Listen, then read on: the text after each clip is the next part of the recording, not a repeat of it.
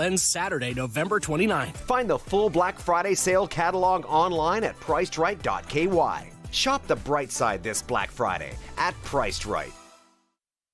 Now you can listen to Radio Cayman everywhere. Everywhere. Can you hear me now? Everywhere. Everywhere. Yes, right from your Android or iPhone. Download the Radio Cayman app now on your Android or iOS phone. The Radio Cayman app is where you can listen to Radio Cayman everywhere you go. Everywhere we go, we go.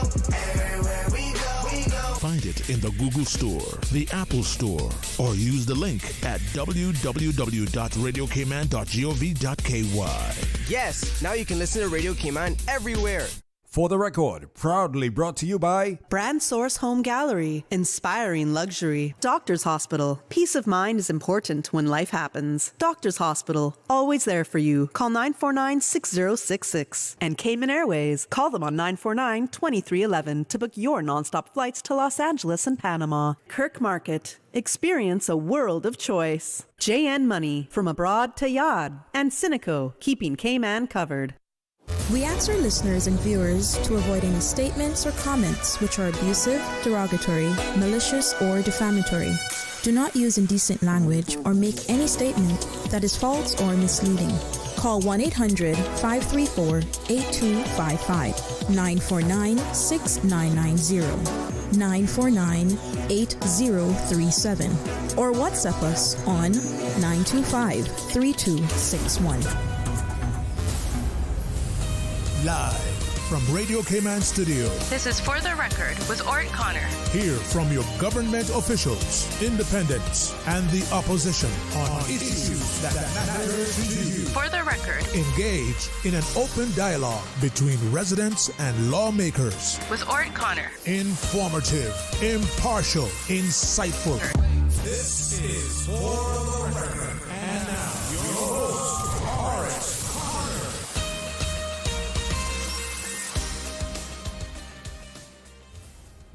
Good morning, good morning, good morning, O land of soft, fresh breezes and verdant trees, so fair. Today is Wednesday, the 26th day of November 2025, right here in the beautiful Cayman Islands. We hope and we trust that everyone had a restful, peaceful, enjoyable evening.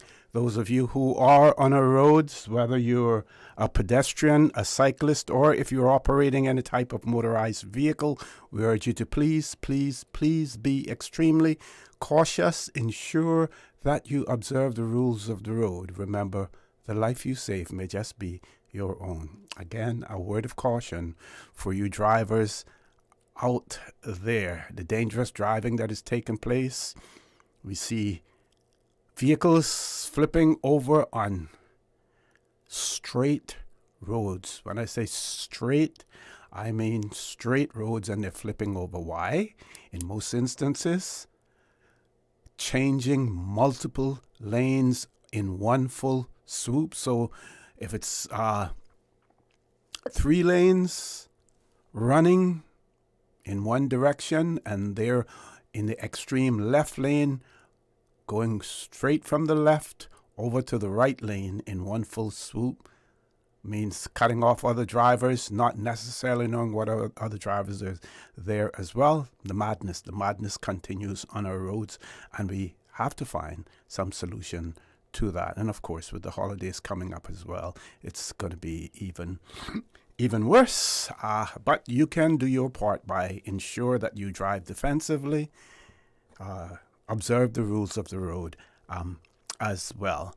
Those of you who's celebrating a birthday today, folks, we want to wish you a happy birthday, and to remind you that the For the Record birthday shoutouts brought to you by Coca-Cola, who are proud to support your birthday shoutouts. Coca-Cola available across the Cayman Islands. You should accept no substitutes. Share a Coke with someone special. And if you know someone who's celebrating a birthday today or any other momentous occasion, please share that information with us right here on For the Record, and we will give them a shout out. Those of you who have lost loved ones. Again, we want to extend our sincere condolences to you. We hope and we trust that your faith will help to carry you through these extremely challenging times, and that the memories of your loved ones will be a blessing. Those of you who are ill and are either at home or at a medical facility here in the Cayman Islands or overseas, we want to wish you a speedy recovery. And again, this morning, to give a big shout out to our colleague here at Radio Cayman, Mr. Joel Wilson. I want to give a big shout out again, friend in Jamaica, and several here in the Cayman Islands, several friends here in the Cayman Islands who are not doing too well today. We want to give them a big shout out as well. I am not going to go into further introductions. You would have heard the opening remarks in relation to introducing, for the record, the show and the numbers to call as well, because we do have a caller, and I'm going to take that caller. Just want to point out a few things in the meantime. First of all, to say that you would have heard on the consider this segment of the show the voice of Miss Alice May Co. And again, in scrolling through Tradewinds newspaper, for those of you who may not know, this part of the history of the Cayman Islands in 1965, the 18th of November, 1965, the West Bay Presbyterian Church, the new building, was opened during that period. It was built by Mr. Jim Arch, and the consecration ceremony, I believe that's what it was called, and there's a photograph of in front of the West Bay Presbyterian Church before the opening and dedication. Reverend Raymond Koch, Reverend John Lord, moderator of Presbytery, the Right Reverend James Stewart, moderator of Synod, also the administrator, Mr. J.A. Cumber, and also the Reverend John Gray and Reverend George Hicks as well. And of course, there's some West Bay news there as well in terms of those persons. Hope I can find that before we go. I have to scroll down. Those persons who were... I'll share that part with you later. Let's take the call in, and that give me an opportunity to search for that information as well. So let's go to the phone lines. Caller, good morning. Welcome to For the Record. Good morning, Mr. Farmer. How are you? Good morning. I'm fine. How are you? Pretty good. You were talking about... I'm barely hearing you. I'm not sure if it's on my end or your end. Can you hear me now? Much better. Yes, we were talking about the speeding and the accidents and so forth that is happening on our roads. You know, I thought I did heard something a couple of weeks ago in regards to we will be getting cameras to put up on our streets and so forth. Have you heard anything about that lately? Yeah, I think during the budget Finance Committee, it was mentioned, what some of the monies would be going towards. And I believe on Radio Cayman's news this morning, also on the news was the fact that the traffic department, they will be hiring 6 more traffic officers as well. There's those speeding meters they have on the side of the road throughout the island, and someone is doing 65 to 70 miles an hour on that speed meter, and apparently doesn't have any camera inside of it. So I really don't understand what's the purpose of having that up there. Just making these guys show what they just did to give them a laugh. Yeah, well, it's designed as a reminder to people. A reminder of what? That they, what speed that they're driving at. So if the speed limit is 40 miles an hour and you're at 55 miles an hour, that's to let you know that you're going over the speed limit. It doesn't, in terms of recording anything, it doesn't do that. It's just a reminder. Hopefully, it will hit people's conscience when they're driving. I don't see the logic in that at all. Say it honest God, true, no disrespect to whoever got it up there thinking it's doing us justice. These guys are getting a big joke out of it when they can do 70 miles an hour through it and gone scotch-free. Mm-hmm. Gone scotch-free until they hit somebody or kill themselves. Got you. But, up there on the Crichton Boulevard, we got the street lights on the left-hand side going up. There's practically nothing on the left-hand side coming back down. And I was just wondering when they got to put some lights up there, because up there is very dark, Mr. Connor. Mm-hmm. We got people who drive in the cars and they got no lights on. We got people walking. We got people riding, and they have no reflectors, no lights, no nothing up there on that highway 95% of the time. Yep. And no walking is that sweet that time of morning. If somebody come on and hit you when you can get a vest and put on and protect your own self and look out for the cars that is coming, because then we got this mentality out here as pedestrians and walkers and so forth that, you know what, you hit me. That's not right. You got to protect yourself too. Sometimes the people don't even see you when they're driving. Don't care how bright the lights are. These vests that they cost, you're like, oh my God, I didn't see that person a second ago. I was on this 7-mile stretch last night, and these people stepped out in the front of the car that I was in with this lady. And, I mean, they made no pause whatsoever when they pressed that button. They just stepped right out. And that, I don't know how we're going to control that, but that needs to stop, because people are not using pedestrian crossing properly. I'm talking about a 7-mile stretch, Mr. Connor. This whole island, from what I gathered last night, needs more lighting on our streets than what we have. Mm-hmm. Because CUC took down the other lights we had and put up these with LED lights. But to me, they ain't no more brighter than the ones that I had before with the shade around it that they took down to them other islands. So we need some serious lighting on our streets throughout this whole island, because we got a lot of crazy people here driving and do not respect each other. It's all about how much I can get my meter to go to while I am driving on the road, and they don't care about Jack, Harry, or Mary. Mm-hmm. And I don't know about police officers being out here, getting more officers out here, and how it's going to really enhance what is happening. Because it's 5:30, 6 o'clock traffic coming on in the morning, Mr. Connor, I tell you, it is a death trap that you're in until you can get clear of those individuals that are doing the crap that they are doing on the roads at any point in time. By the morning time, early morning, it is crazy. And I don't see no police officers going or coming on Shamrock Road in one of these mornings. I've been driving this road for 17 years now to go to work in the morning. I can't see one officer up there to try to do what it can do to help protect us with all this speeding that is going on. It is unreal. It's really, really unreal and so dangerous. And we keep asking, who is looking out for us? Who are protecting us? And yet we're going to get more officers. We can't hear where they're coming from, because apparently they can't hire the Caymanians because they are not qualified. So where are these officers coming from? Does that mean that they're going to have more police cars on the road? Government got to go and buy more police cars?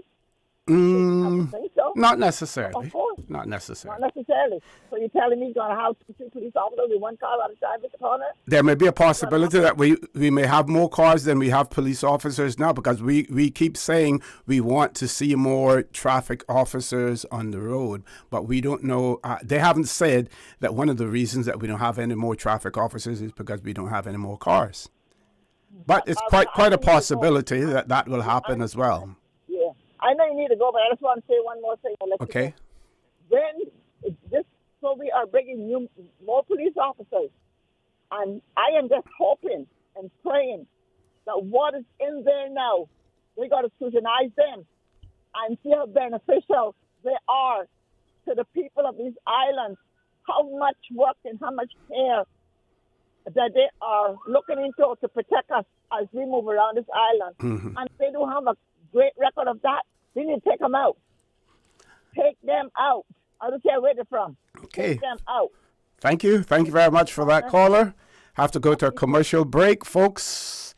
When we return, I'm going to share with you the fact that the Cayman Islands government has launched a 2025 Giving Tree initiative to bring Christmas joy. And I believe that is also in Cayman Brac as well. We'll share that with you, and we'll look for a word of the day. And the word that we will choose for today is cornucopia. So if you have an opportunity to look up the word cornucopia while we go on this commercial break, and how it ties in with possibly with Thanksgiving and another phrase, the horn of plenty as well. Folks, please stay tuned for the record. We'll be back shortly.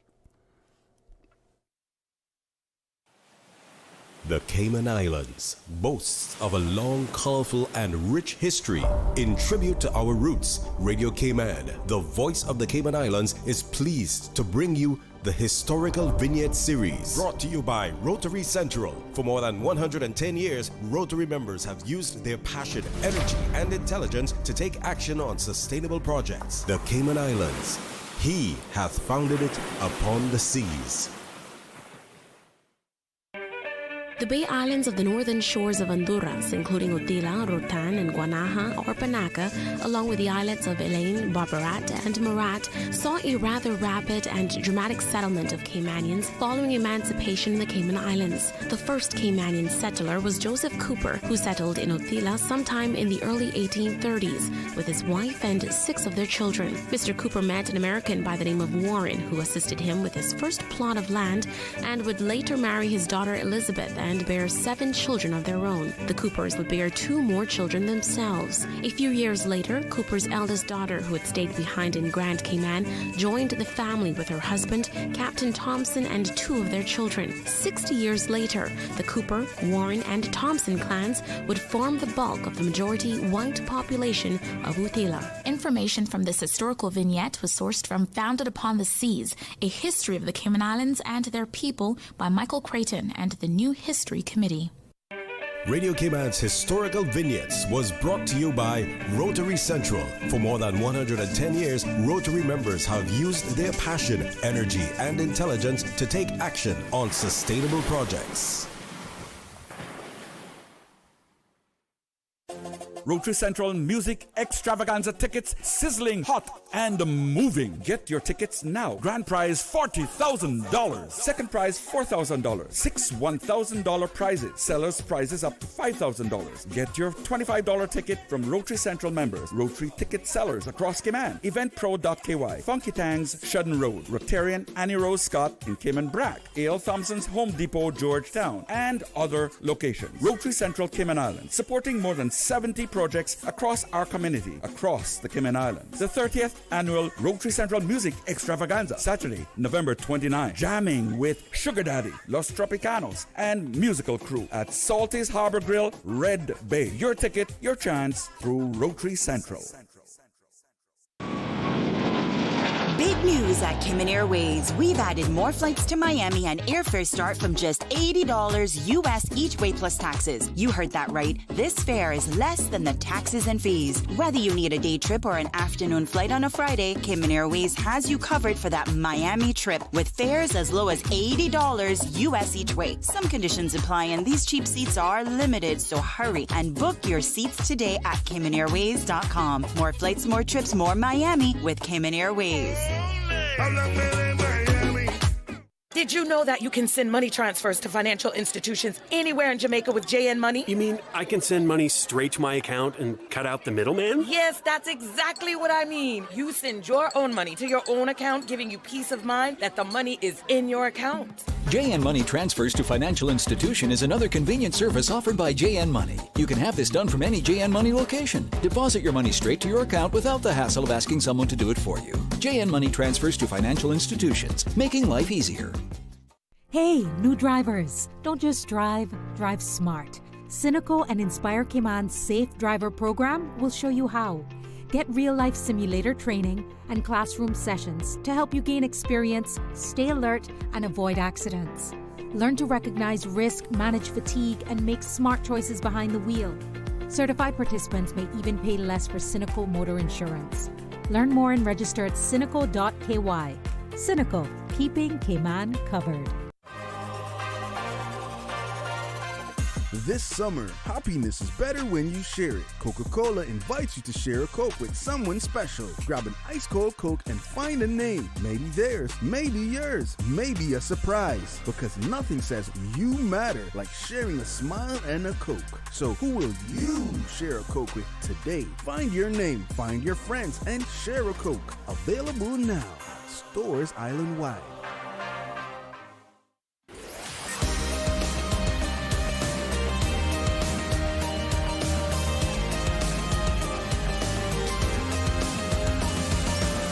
This is For the Record. Good morning. Welcome back to For the Record. No guests in the studio yet. We will have guests. Members of the opposition will be in the studio after the 8 o'clock news. Meanwhile, we do have a caller. Caller, good morning. Welcome to For the Record. Good morning, Mr. Connor. Hey, good morning. Good morning. How art thou? I'm good. How are you? I'm fine, thanks. Yeah, see, traveling through the island, down here now on the West Bay Road. I'm wondering, in your opinion, because I don't see the benefit. What benefit is it that our indigenous people are having from all the major development, rapid development that have occurred here in the island? Mm-hmm. The influx of cars, on the roads. Right now, I'm at the golf course, and there's bumper-to-bumper traffic.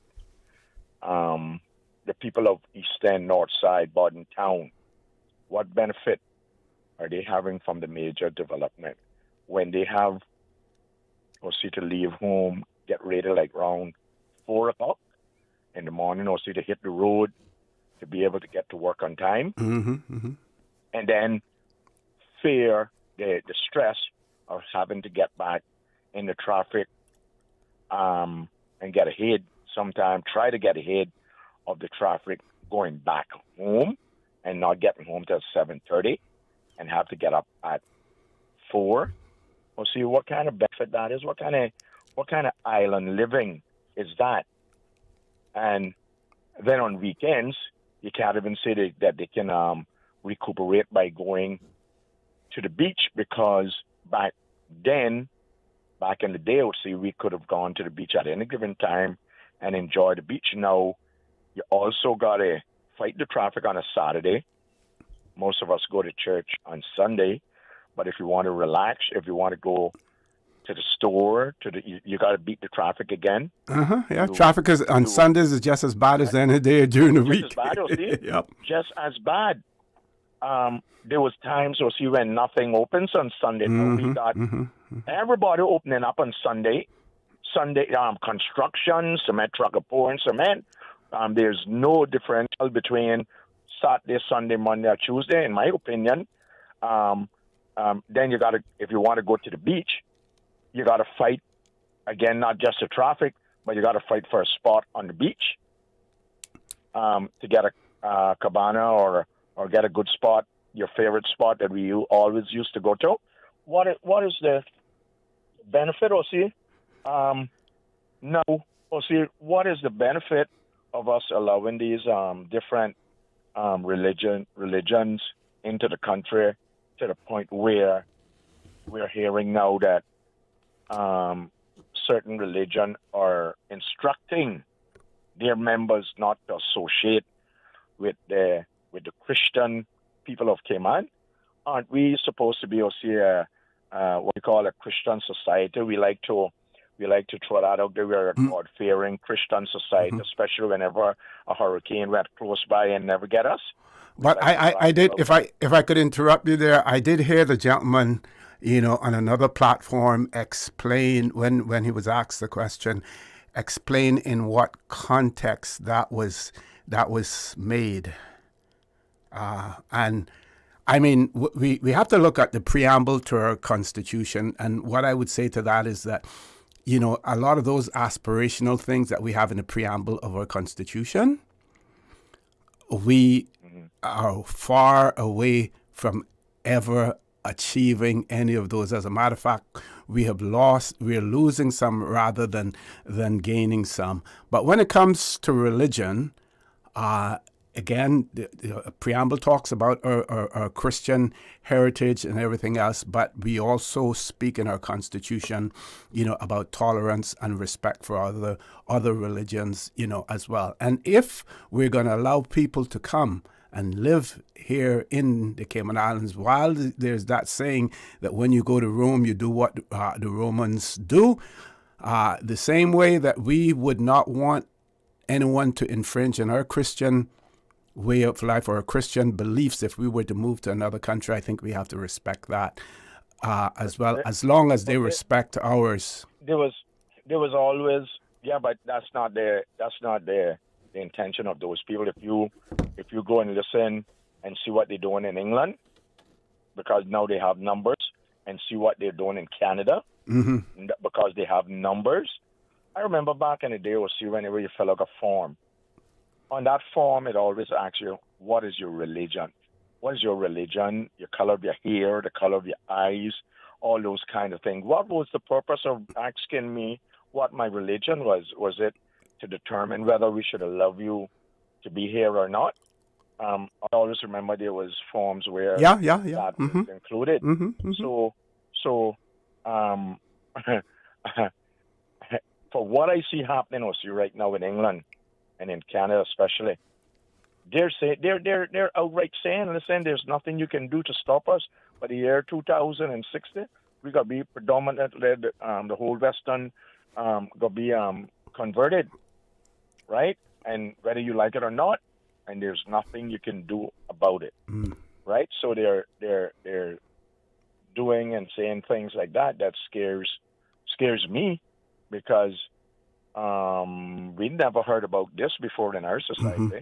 Now, do you believe that it would be instructive to really, rather than relying on what we hear, talking to someone directly who's of that particular faith and belief, to talk to them, to get their views on it? That to me, that is the best way to be able to confirm, to ourselves, what actually any particular religion, what it involves and what their precepts are.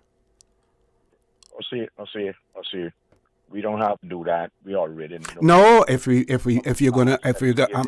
I'm gonna defend this position now. If we are going to rely on what other people tell us, that to me is really not the road that you would want to go down. You would want to inquire yourself whether or not it's directly or through research or whatever, but we shouldn't label people based on what we hear other people say that they are. Well, see, their belief and our belief is completely different. Yeah. Okay? I'm not disagreeing with that, Lord Graham. I'm not disagreeing with that part. Gotta go though. It's 8:00, top of the hour. When we return, we should have guests in the studio. Didn't get a chance to share with you the fact that the Giving Tree Initiative launched in Grand Cayman and in Cayman Brac as well. And hopefully somewhere during the show, we can talk about cornucopia as well. Folks, top of the hour. 8:00 news. For the record, we'll be back immediately after the 8:00 news. Thank you very much, Mr. Connor. And Radio Cayman time check now, 8:01. This time check brought to you by our friends at Foster's. Don't wait another day. Priced Right's Black Friday sale is on now at Priced Right Airport Center and Priced Right Republics. Save 50% off on a 6.5-foot Christmas tree, only $69.99. Or beat the heat with a 6K BTU AC, just $179.99. Save $60. And go worldwide with a 3-piece luggage set for $89.99. Save $110. Better be quick. Sale ends Saturday, November 29th. Find the full Black Friday sale catalog online at pricedright.ky. Shop the bright side this Black Friday at Priced Right. The voice of the Cayman Islands. 89.9 FM in Grand Cayman and 93.9 FM in Cayman Brac and Little Cayman. Silver wings shining in the sunlight. Radio Cayman. For today's biggest news. Radio Cayman, the voice of the Cayman Islands.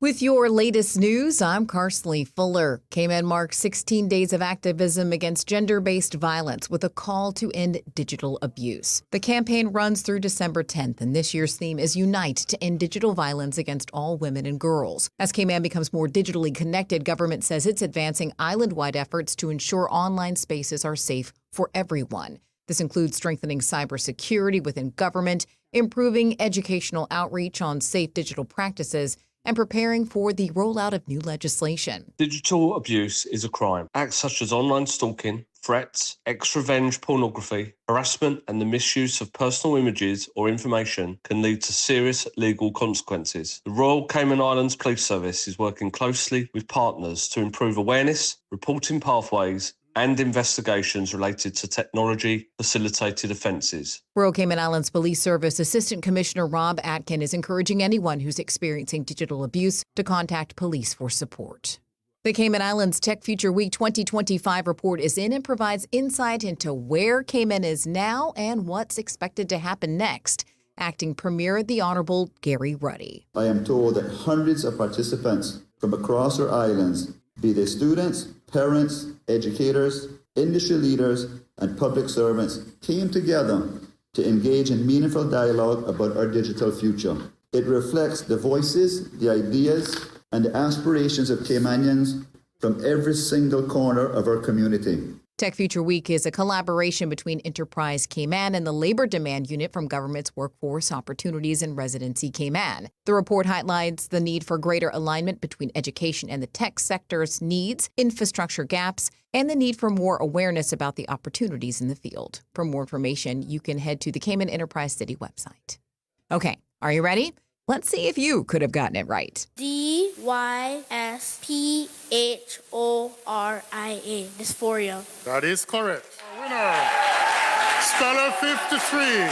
After some 2 hours at the mic at John Gray High School, Edna Moyle Primary's Matthew Anderson walked away with the Champions Trophy at the 26th Annual RBC Primary National Spelling Bee. 58 students from 21 government, private, and home schools lined up to spell their way through round after round. RBC Vice President Corrine Loveland Arya. It is wonderful to see our Caymanian youth expanding their vocabularies and digging deep to learn the value of language and the importance of demonstrating their knowledge with grace under pressure. The Spelling Bee action continues today with the 43rd Annual Lions Club of Grand Cayman Secondary National Spelling Bee at the John Gray High School Performance Hall, starting at 10 a.m. And finally, we're rocking around the Christmas tree at the Christmas party hop. There's only a few tickets left for tonight's Spark a Christmas upload. Don't miss your chance to see more than 85 performers come together in a celebration of creativity, community, and Christmas spirit. The show starts at 6:30 tonight at the Hartwell, and you can get your tickets online at sparkcayman.com or grab cash-only tickets at the door. Now with a check of international news, here's the BBC, which takes us out of the newscast. I'm Carsley Fuller. BBC News with Emily Thomas. The Kremlin has confirmed that Moscow has received the amended peace plan to end the war between Russia and Ukraine. A Kremlin official said the plan would be discussed with President Trump's envoy, Steve Witkoff, in Moscow next week. China has said Taiwan's attempts to resist unification and seek independence will never succeed. The comments from the Ministry of Foreign Affairs follow the announcement by Taiwan's president of an additional $40 billion in defence spending. There's confusion over the number of students abducted from a Catholic school in Nigeria's Niger State last week. The state governor has told the BBC that only 14 parents have so far reported their children missing. That number could yet rise. Israel has launched what the military describes as a counter-terrorism operation in the northern West Bank. The Palestinian mayor of the city of Tubas said Israeli forces, backed by a helicopter, had driven people from their houses and were arresting them. BBC News. Stay in touch with Radio Cayman with the latest up-to-date, accurate news and information. For your convenience, the headline news will be repeated on our sister station, Breeze 105.3 FM, weekdays at 8:30 a.m. Follow Radio Cayman on social media, Facebook, Instagram, Twitter, or download the Radio Cayman app in the App Store or log on to www.radiocayman.gov.ky and stay connected to what's happening in the community. Radio Cayman, your voice, your choice, your radio. The wait is over. The crown awaits. The Lions and Leos Club of Grand Cayman proudly present the 42nd Miss Teen Cayman Islands pageant, returning August 8th, 2026. Are you bold, talented, and ready to shine? If you're between the ages of 15 and 18, this is your moment to step forward, showcase your brilliance, and embrace the journey of a lifetime. Visit the Miss Teen Cayman Instagram and Facebook pages for registration details. The crown is calling. Will you answer? Brought to you by the Lions and Leos Club of Grand Cayman. RC Fusion is proudly brought to you by TCE Paint Shop, Farmers and Artisans Retail Market, and My Candle Cleaners. RC Fusion, weekdays 10 a.m. to 12 midday, right here on Radio Cayman 89.9. RC Fusion. Radio Cayman Energy.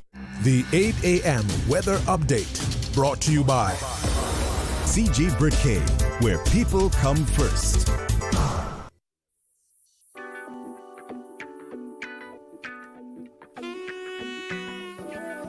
All right, good morning, my friends. Let's take a look at your weather. Nice sunny conditions in the outside with partial cloud cover.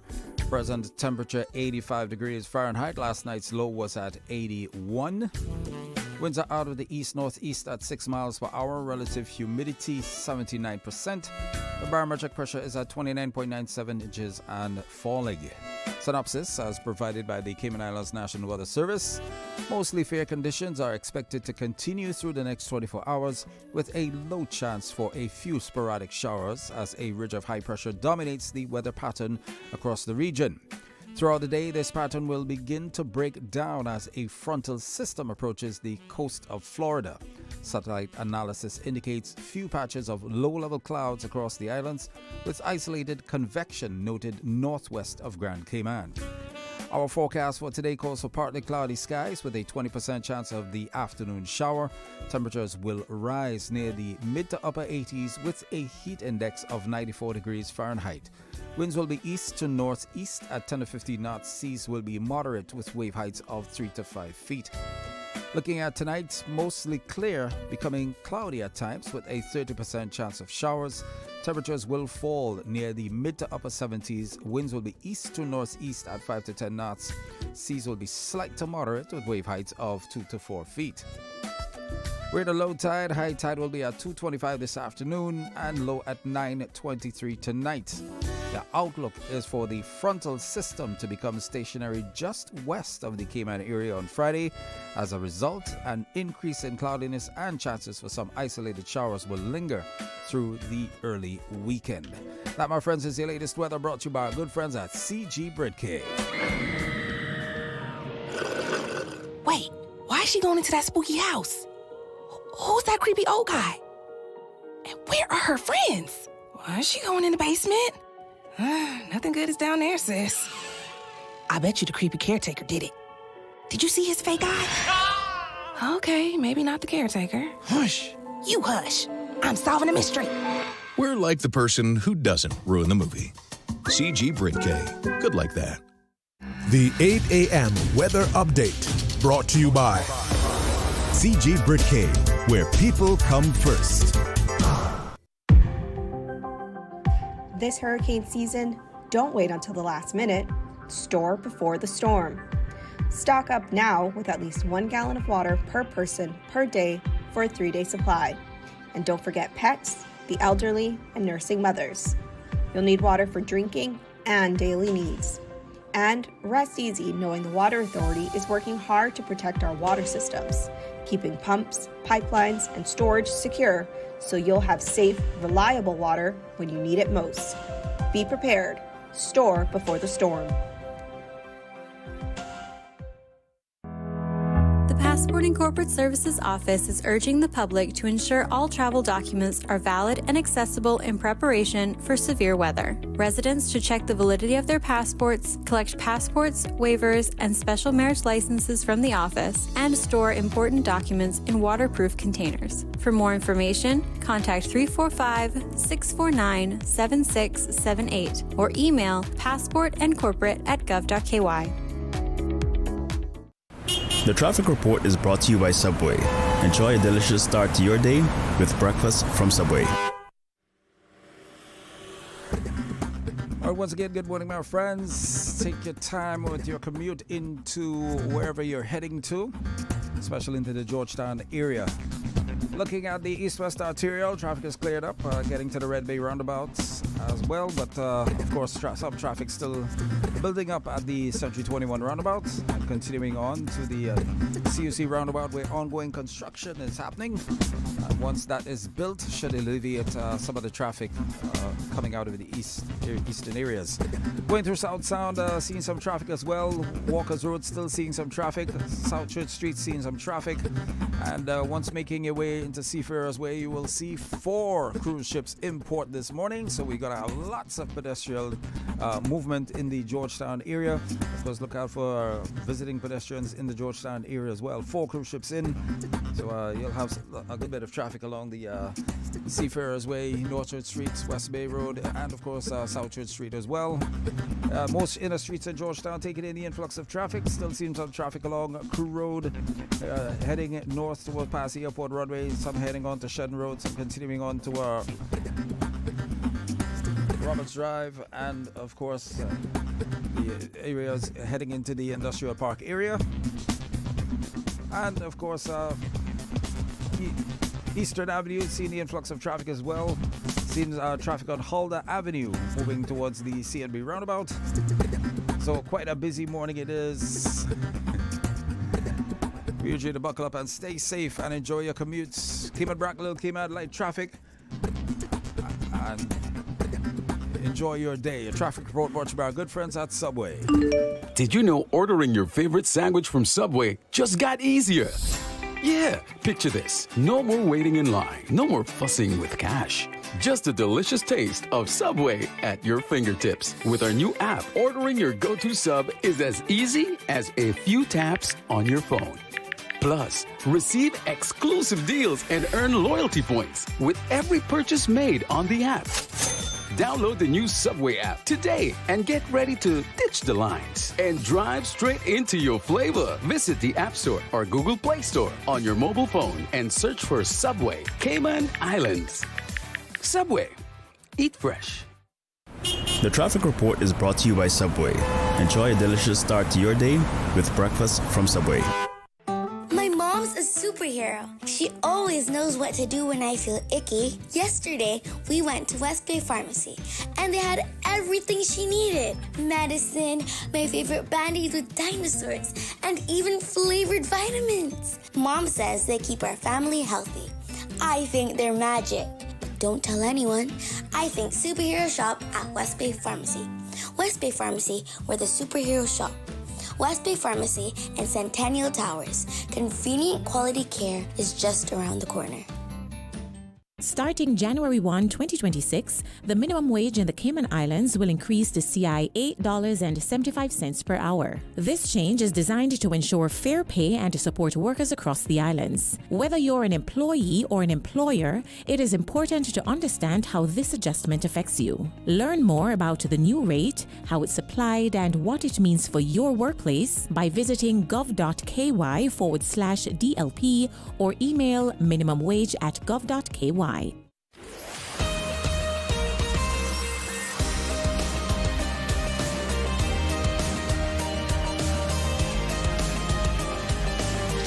Record with ORRETT Connor. Good morning and welcome back to For the Record. I want to let you know that, as announced previously, we have the members of the opposition in the studio with us. We are graced with the presence of the Deputy Leader of the Opposition, MP Mr. Kenneth Bryan, and the Leader of the Opposition, the Honourable Joey Hugh. Gentlemen, good morning. Welcome back to For the Record. Good morning, OC, and thank you for having us. Pleasure to be here as usual, and good morning to the three Cayman Islands, and in particular, of course, my constituents in Georgetown North. Good morning, OC. Good morning to the listening audience. Again, for me, good morning to Georgetown Central and the Cayman Islands as a whole, but a special good morning to all the civil servants out there working hard to keep Cayman running. Okay, and to Hugh, I'm going to pass the mic right over to you. And just to let our audience know that you're going to be with us until about 9 o'clock, I believe. Your break before, do you break at 9? Yeah. Yeah. I have to be out of the door before 9. Before 9. So you between 8:45 and 9 o'clock, you'll leave us. Yeah. And we will then be joined by MP Mr. Roy Tatum. Correct. Yes. Correct. Okay. Yeah. So good morning, OC, and thank you for having us again this morning. On the heels of a break because of... we were in Finance Committee in Parliament. Mm-hmm. So let me just jump straight into that, OC. And I know the as a result of the vote in Parliament, I want to explain how that all works and why we abstained and what abstaining means from our perspective. So we there was a lot of debate in the Parliament over the budget. You would have, if I just go back, we were concerned about the lack of information provided to us as an opposition because most of the ministers didn't speak other than the Minister of Finance and and Minister DaCosta. And also we were concerned that the schedule of fee increases, were not a part of the budget presentation. And therefore, as Mr. McTaggart pointed out in the press and in his debate, rendered the budget incomplete because you can't budget for revenue where you don't have, you can't budget for spending of revenue that you don't have the revenue identified, is the most layman way I can put it. So we received those fees the following day, and I take the minister, he apologized and said it was an oversight on his part, and we accept that. And once we looked at the fees and had an opportunity, through pressure in particular from my deputy, Mr. Bryan, who stood his ground and stood firm on the what had been parliamentary conventions where ministers present their budget, present their aspect of the budget. And it's really an opportunity for them to tell the country what they have done, what they're doing, and what their plans are. A lot of them still in their debate. So going away from that, they decided that each minister would present, a 30-minute overview of their ministry before we question the line items. And this is in Finance Committee. This is in Finance Committee, which wouldn't normally happen there. So that was done, and I even found that in a lot of the contributions from some of the ministers, it was more about what the ministry has done. Rather than what they're going to do with their... So it still required quite a bit of questioning from the line items from our perspective as to what are these funds for. But we asked questions about the spending, about the borrowing, sorry. We had concerns over the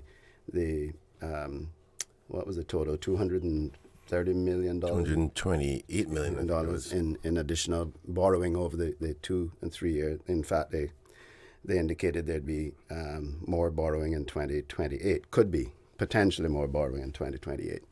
So we questioned that. We asked the question, do we know what these funds are identified for? And they said just capital. I said, can you tell us what projects? We'd like to know what projects they're identified for. They said no, they don't have any specific projects. And the minister did say that, we want to have the funding available if we need to borrow it. So that raised red flags for us.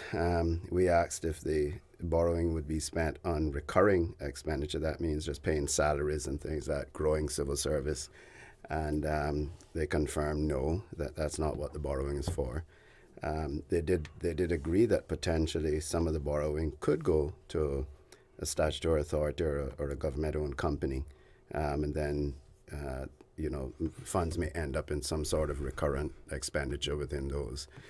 So based on that information, we did not agree with the borrowing, and we abstained from that vote earlier on. And that was because there wasn't clarity. There was no clarity. Okay. Clarity wasn't there. We didn't feel comfortable with it. We were worried about, by the end of 2028, the future of the country could be burdened. We don't know what's ahead of us. We're burdened with over $650 million in debt, Cayman Island dollars too. So we had concerns about that. We didn't think the plan was clear enough to warrant that level of borrowing. So we continued through questioning the budget throughout and the contributions made by the different ministers throughout the week. Lots of good stuff in the budget, OC. Lots of good stuff in education, lots of good stuff in mental health, lots of good, but there were areas that we also had concerns with as well. There were questions that we didn't really get the answers for. They have said that the budget represents a true picture or an accurate budget or more so than in the past. But we still found that even though they had increased budgets for, say, NG 55 it is? NG 55. For in health, and that's emergency health care usually. They still hadn't brought it up to, what the previous levels had been. Much closer, so we give them that. It's more accurate in that sense, but not fully. We identified other places like Cayman Airways and others where the funding was, or the proposed budget was less than what the overall spending had been in previous years on those line items.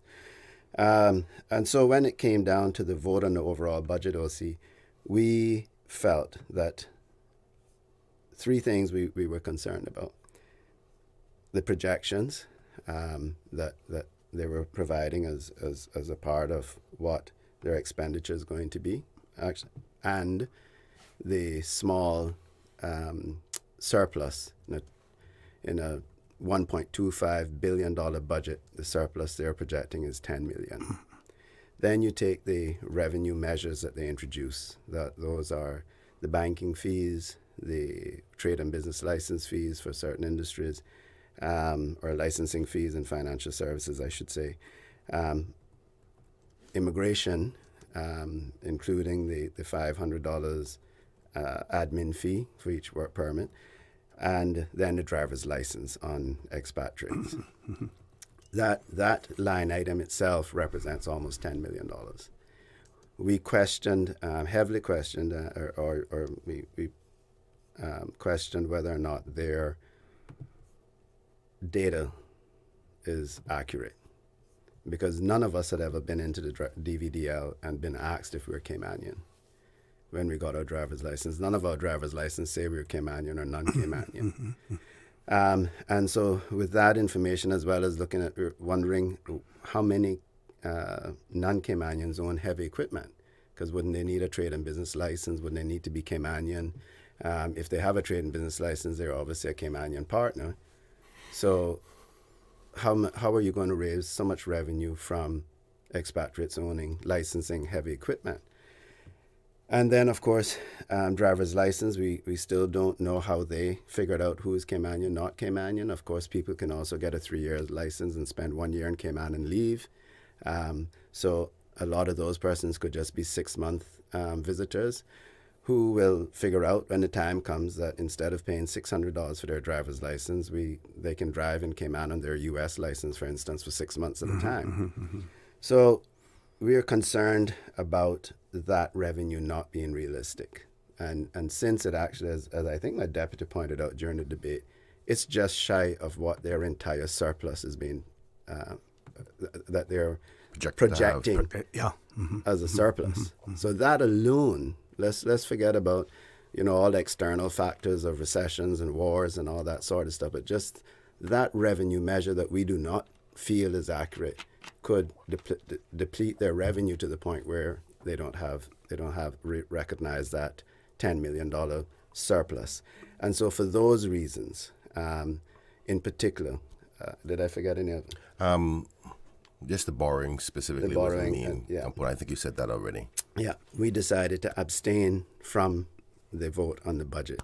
So we didn't feel that the budget was warrant a no vote, because, as I said, there were good things in the budget, but we didn't feel comfortable with these particular items, and we could not, since we had not supported the borrowing, and the borrowing being a large part of the budget, we abstained from the budget vote as well, to say we support the budget, but we have concerns.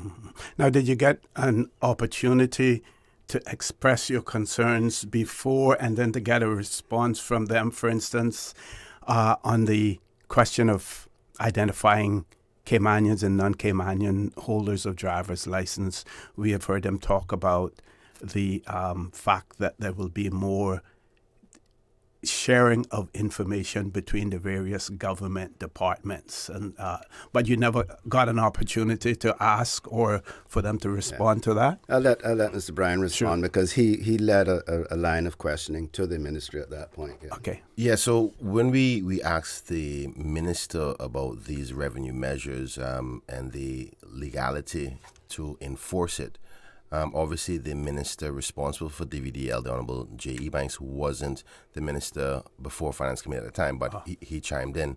At that point, they hadn't had legal opinion on the revenue measures yet, which is quite concerning, because you are putting something in without legal input. That's against conventions again.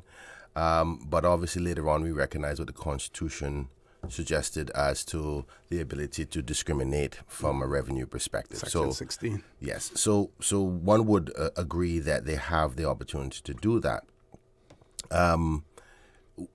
We didn't have much other opportunity to go into the nitty-gritty detail as to say how your functions is set up, because and another reason why we should have had this detailed line items of taxes beforehand, so we can do our job properly, because this was announced after Minister J had gone through his ministry. So we didn't know that would be something we wanted to scrutinize him on.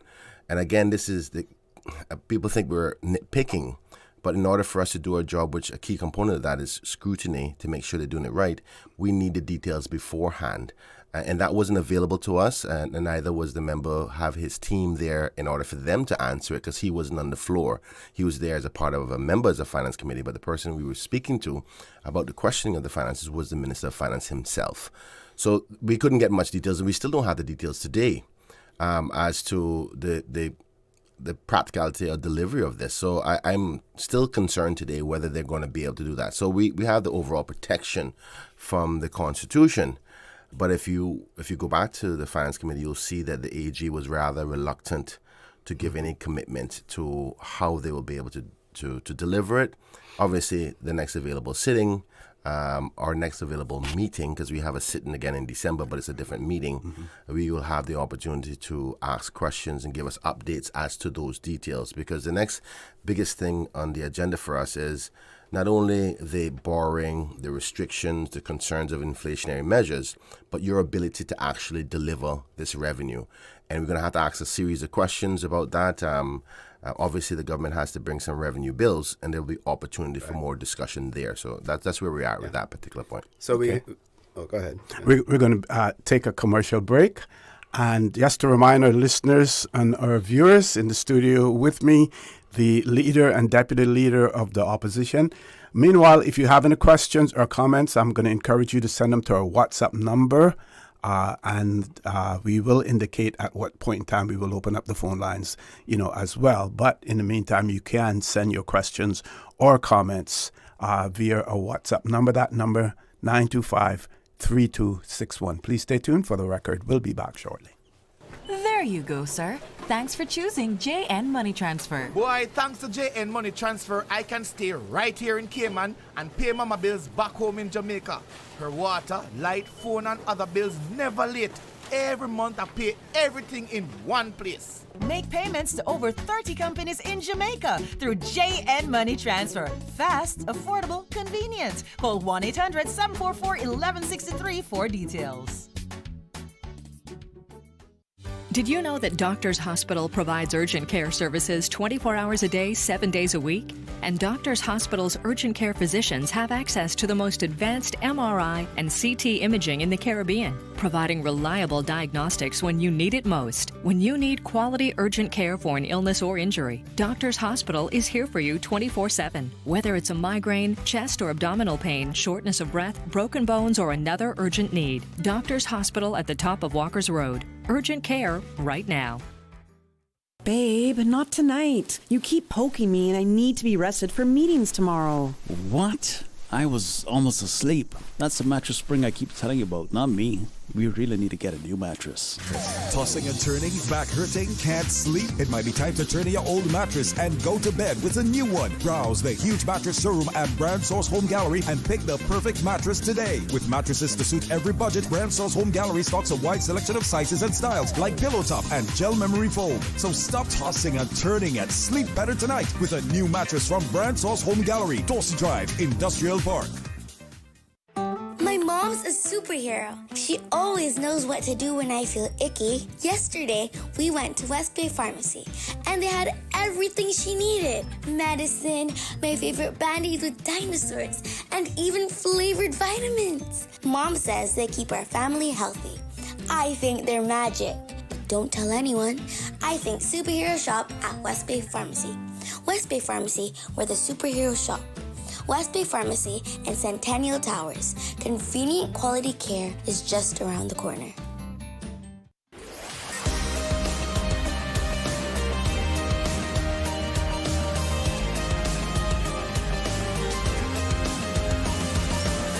This is For the Record.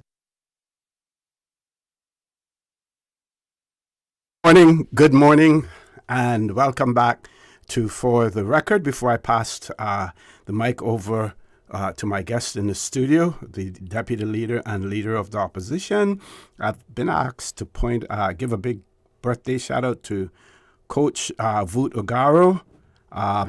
He's celebrating a birthday today, I believe, and also Mr. John Jefferson, his birthday today as well. So, Coach Voot Ogaro and John Jefferson. Well, happy birthday to Coach Voot and happy birthday to Mr. Jefferson.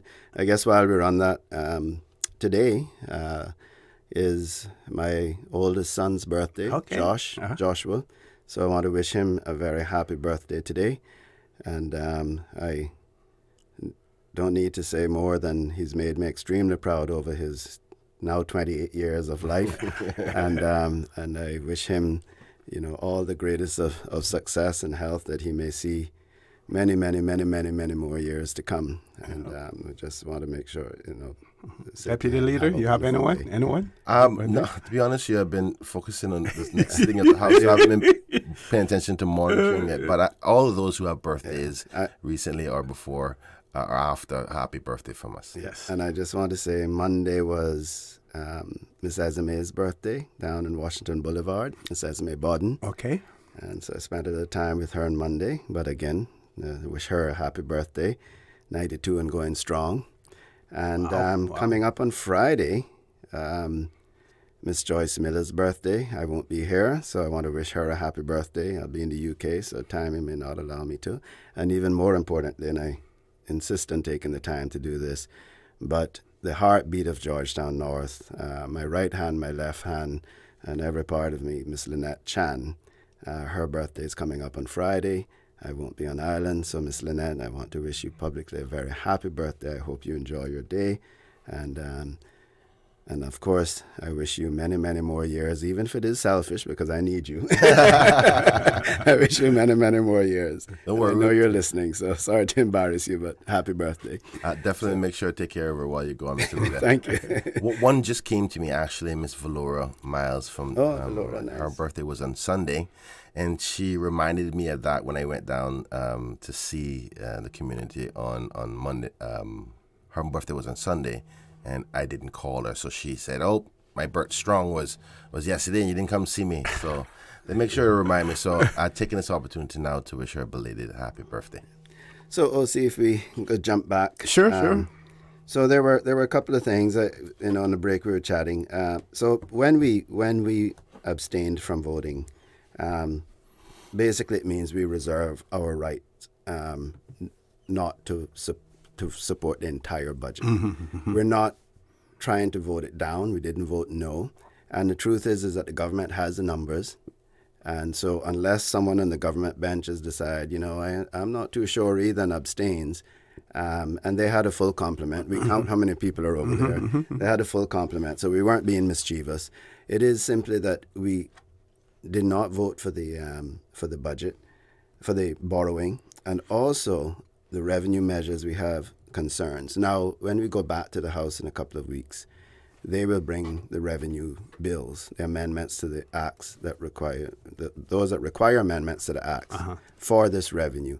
And then at that time, we can question them more, and they can provide the answers, as Mr. Bryan said, questions that were, for the ministry responsible for driver's license, etc., that had already been had already been spoken. We will have an opportunity during that time to further question, as well as the ministers will have an opportunity to further explain how they're going to achieve these revenue measures. We had also great concern, and I think through Mr. Bryan's probing, that they had not fully consulted Small Business Association, Chamber, and other places on a lot of these fees that we feel will impact small businesses as well and could have real impacts. I mean, driver's license for nanny, driver's license for farm workers to do the deliveries, driver's licenses for bento, where so many of us rely on them now to bring us food.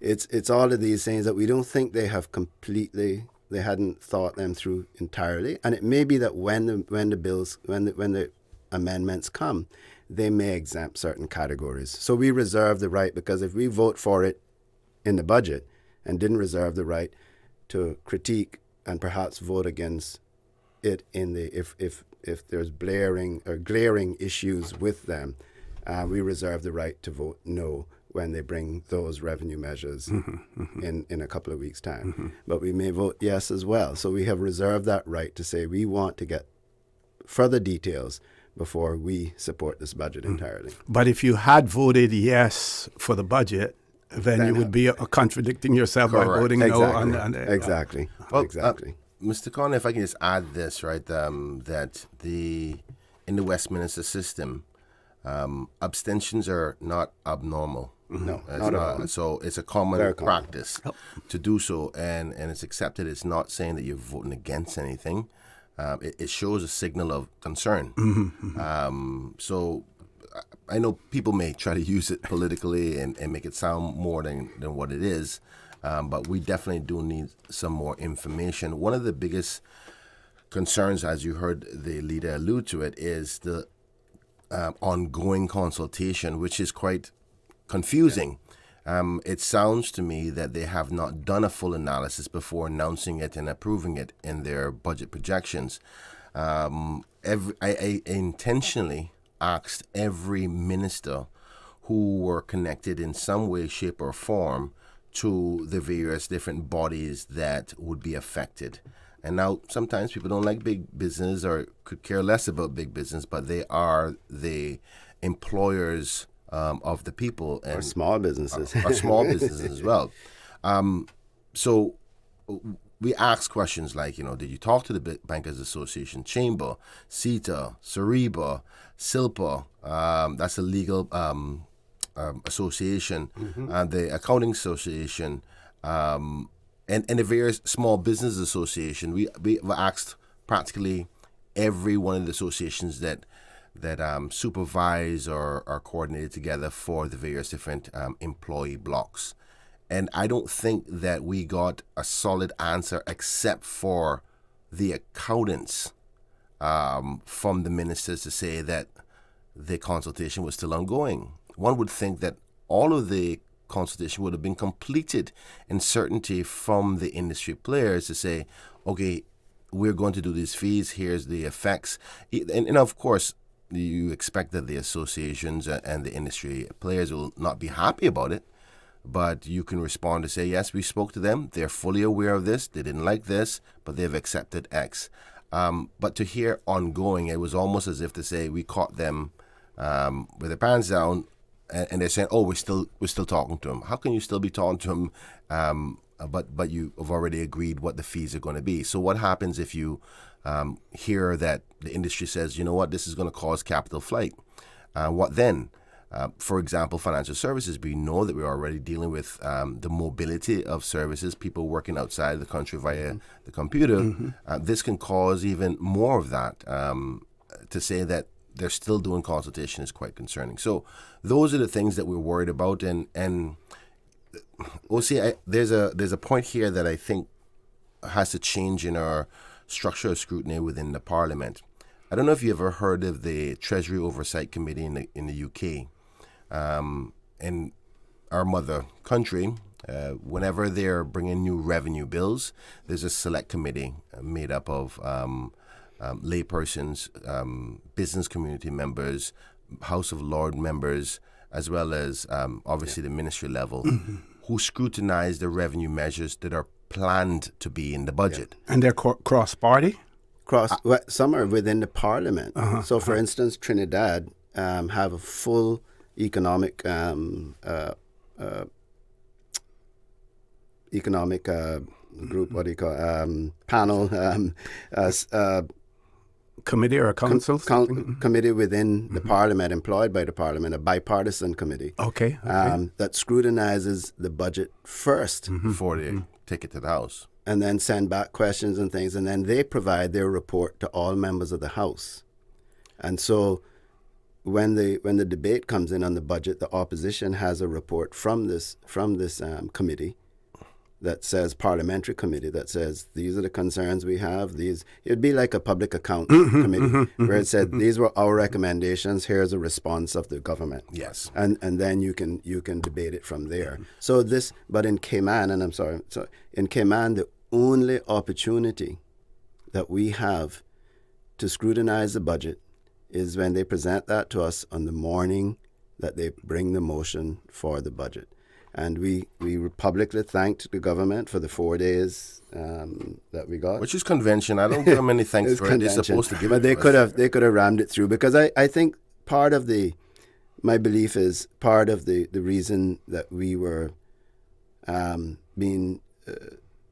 why they were trying to rush through the debates and shut down the debates is because they all had all this travel to do. And they were trying, it was time. But the budget is way too important, way too important to the country to not allow it to be. We identified things in the budget that the government wasn't aware of. And it was amended right there and then. Yes. We also voted more money for certain line items. The one Alex Panton Foundation, for instance, others that we saw, we said, no, that's not enough. We want you to put more money to that. So, this is what the scrutiny brings. We find mistakes in the actual numbers and things that we point them out. So for the majority of it, if people were to watch the entire finance committee, they would see that majority of it, I would say 75% of it was us working together. Correct. Okay, good. Correct. Right? Good. Going through it, looking at it and say, but Minister, what about this? Did you mean this? Or, and they're like, oh God, yep, no, yes. So a lot of it was that, but that is what scrutiny brings. Correct. And so you can't just allow the government to say, listen, we got it. We're perfect. So Mr. Leader, if you will allow, Mr. Connor, there's a key component about that scrutiny oversight committee for approval. Okay. Because though the government has the numbers, a report can be done scrutinizing it. They still have the power to push it through. But what it does is allow a certain sector of your society and professionals to give input. So if you don't have the oversight and you don't have enough persons examine it, you can bring a set of fees and taxes that can ruin the economy because they have the power to say, okay, I didn't make anybody look at this. I don't care what you think. we feel that this is not going to do anything. In a modern day like today, where you're dealing with $1 trillion industry such as financial services, you cannot make these decisions based on how you feel. Unfortunately, as much as I like the Minister for Finance, when I hear him say, I remember when we brought up the fees the last time, everybody said they were going to leave, they're going to say that again. We might enter a recession. I mean, you cannot. The financial services cannot be based on how you feel. You need professional forecasters in respect to what are the cause and effects of these changes. And it may be nothing. It may be nothing. But I'd rather have the comfort of knowing if we were to lose the financial services industry, ain't getting it back. And particularly now where capital flight is a serious risk. And for those, the terminology capital flight is meaning where part of the industry goes, I'm packing up and I'm gone. We're doing a whole lot at one time. I think people have forgotten we just increased the minimum wage, comes into effect on January 1st. We're changing the immigration law, rightfully so, to give more protection for Caymanians. But the tone of it is, if you don't like it, leave. Yeah. And then on top of that, you add expensive fees, which we need the revenue for. So that cumulative effect is causing anxiety across the country. We're not saying that the government shouldn't do this.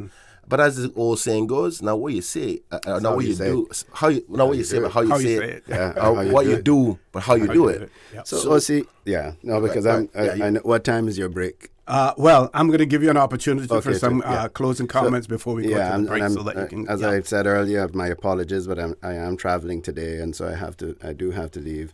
OC, there was a lot of talk around my contribution to the budget, and I spoke about Caymanian mother Janet, and mother of two, and all the costs that she has, and when I break down her salary, and she has to pay for healthcare, daycare, all these things, it's a real struggle. And then, when we look at some of these fees, as innocent as we may think they are, but Janet now, her work permit for her nanny. Now the work permit for the nanny is $400. The administration fee is $500. So that's $900 right away. And then if Janet has a car, if the nanny has a car, or anyone that's going to transport the kids while she's at work, who's going to pay that $600 licensing fee?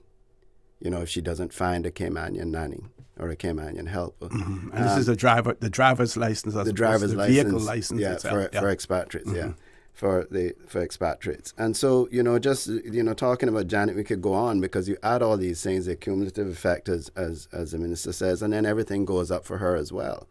And there are also other things like the real estate, or even the accountants. Someone pointed out, we have been receiving, I should go back quickly and say that we have been receiving feedback from the different industries. In fact, we'll be meeting with I won't be, because I'll be on a plane, but my team will be meeting with the Chamber of Commerce later today as well, and we're going to plan to continue to meet with the different organizations. But in the accountants, one accountant said, well, these new fees for 20 or more accountants is restricting me from growing my accounting firm to 20. So if I get to the point where I have 19 accountants as a Caymanian, my licensing fee is going to go from a couple $1,000 to $25,000, I think it is, or something like that. So, these are some of the things I don't think we've completely thought through. Is how are you stifling growth of Caymanian businesses as well? And real estate is the same thing. If a Caymanian-owned real estate firm has 9 Caymanians working for it, and one work permit, it quadruples their license fees as well. So, I guess the answer to that is to fire the one work permit. But is that helping the Caymanian company and the other 9 grow?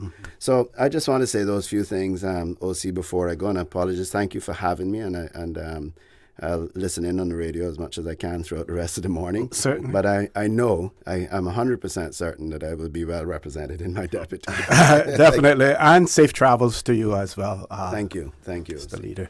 Folks, we're going to take a commercial break. Don't forget now, we will indicate, because I believe we do have a caller who is on hold, but we will indicate when the phone lines are actually going to be open as well. We'll let you know. Please stay tuned.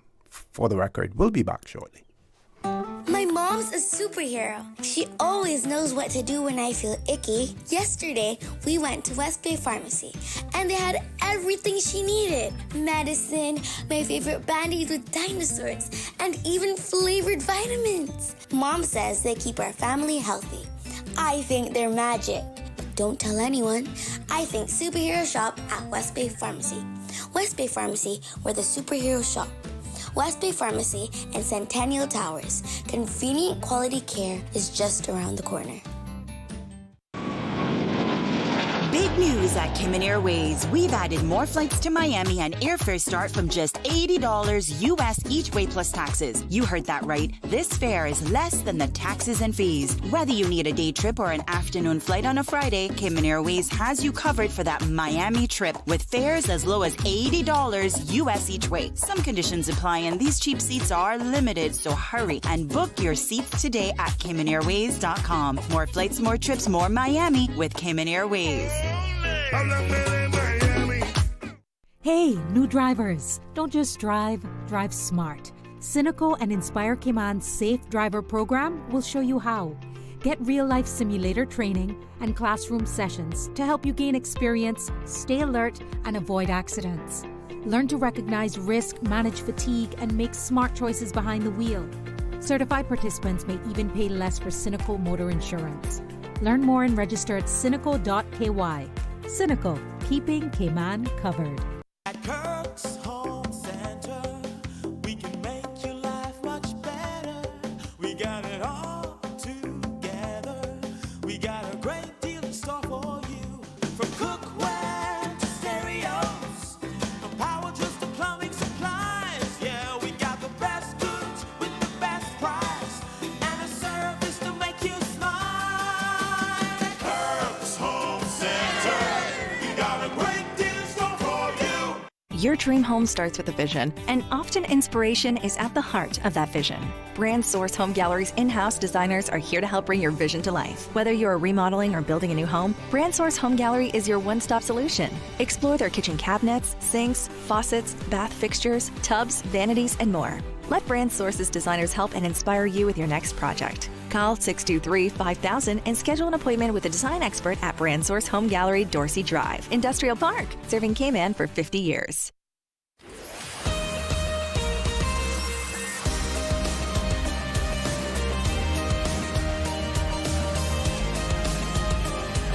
For the Record with Ort Connor. Good morning and welcome back to For the Record. In the studio with me now, the Deputy Leader of the Opposition, MP, Mr. Kenneth Bryan, and we should be joined shortly by MP, Mr. Roy Tatum as well. Meanwhile, I'm going to take this opportunity just to share with you, and this is AI generated coming from Wikipedia, and you would have heard the leader and the Deputy Leader of the Opposition explain the whole concept of abstention, but I will share this with you as well. So in parliamentary terms, abstention refers to the act of refraining from voting for or against a motion. Members are not obliged to vote, and this is in the UK Parliament now. Members are not obliged to vote, and the records of the House take no official notice of an abstention.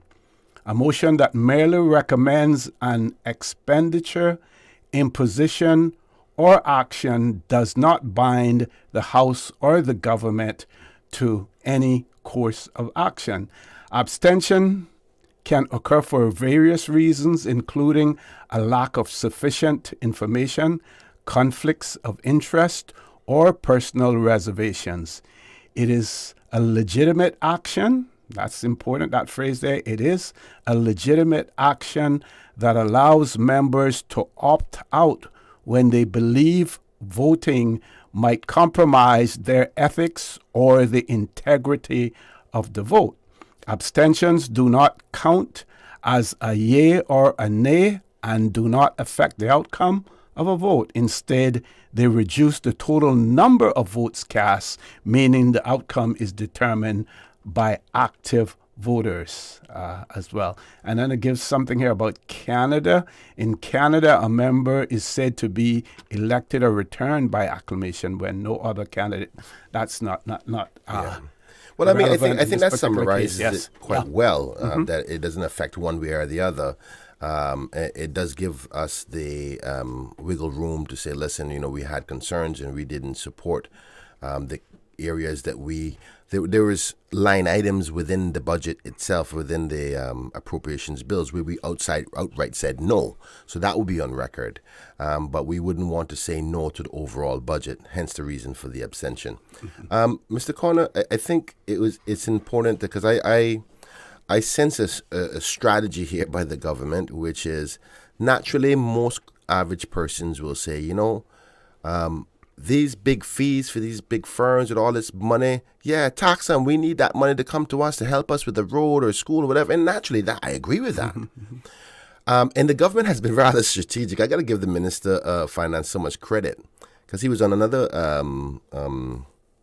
another media house, and he was talking about, the cost to a lawyer and an accountant, this is not going to trickle down to you and all that. But he refused to go down to the things that will hit you, particularly that of small businesses. And small businesses, that middle class group that will cause cost of doing business to go up and ultimately come back and hit the average consumer.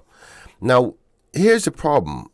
Without a proper analysis of the inflationary cost, and if inflation goes up and that cost be trickled back to the average person, there's no way for them to control it. We have no legal controls, price control mechanisms. So this is why it's so important for you to do a proper analysis before you do any fee increases. And I'm still waiting for the professional assessment to say, I am certain that these are not going to trickle back. Of course, say, for example, Walker's law firm for their lawyers, it's going to probably affect their overseas clients. If they want to pass on that cost, they'll add another extra $30 to each client fee, whatever, to make back up that money. So, of course, that's not going to affect us. But when you think about the other fees that come along with it, the driver's license for non-Caymanians, small businesses work permit fees, accountant fees, because small businesses use accountants too to do their books. So if you go through the list, the government has strategically only continued to highlight the ones that they know you can't defend. And nobody's saying that don't increase the fees for accountants and lawyers. But also you must remember, you don't want Cayman to become too unattractive either, because we're in a competition with other jurisdictions in respect to the services that we offer, which is called financial services. So think about it. Now, these companies have to operate, live, work here, and they want to make a profit too. At any point in time, any other jurisdiction that has a lower cost of living, lower rent for their employees, and the government fees may be lower, over time, when you have, 10,000 clients per file, and it costs you extra $150 more, you start to see how the add-ups or the decision to say, oh, do we want Cayman to be our headquarters anymore? Because it's now starting to see that our report for this year, we're down by, $60 or $70 million.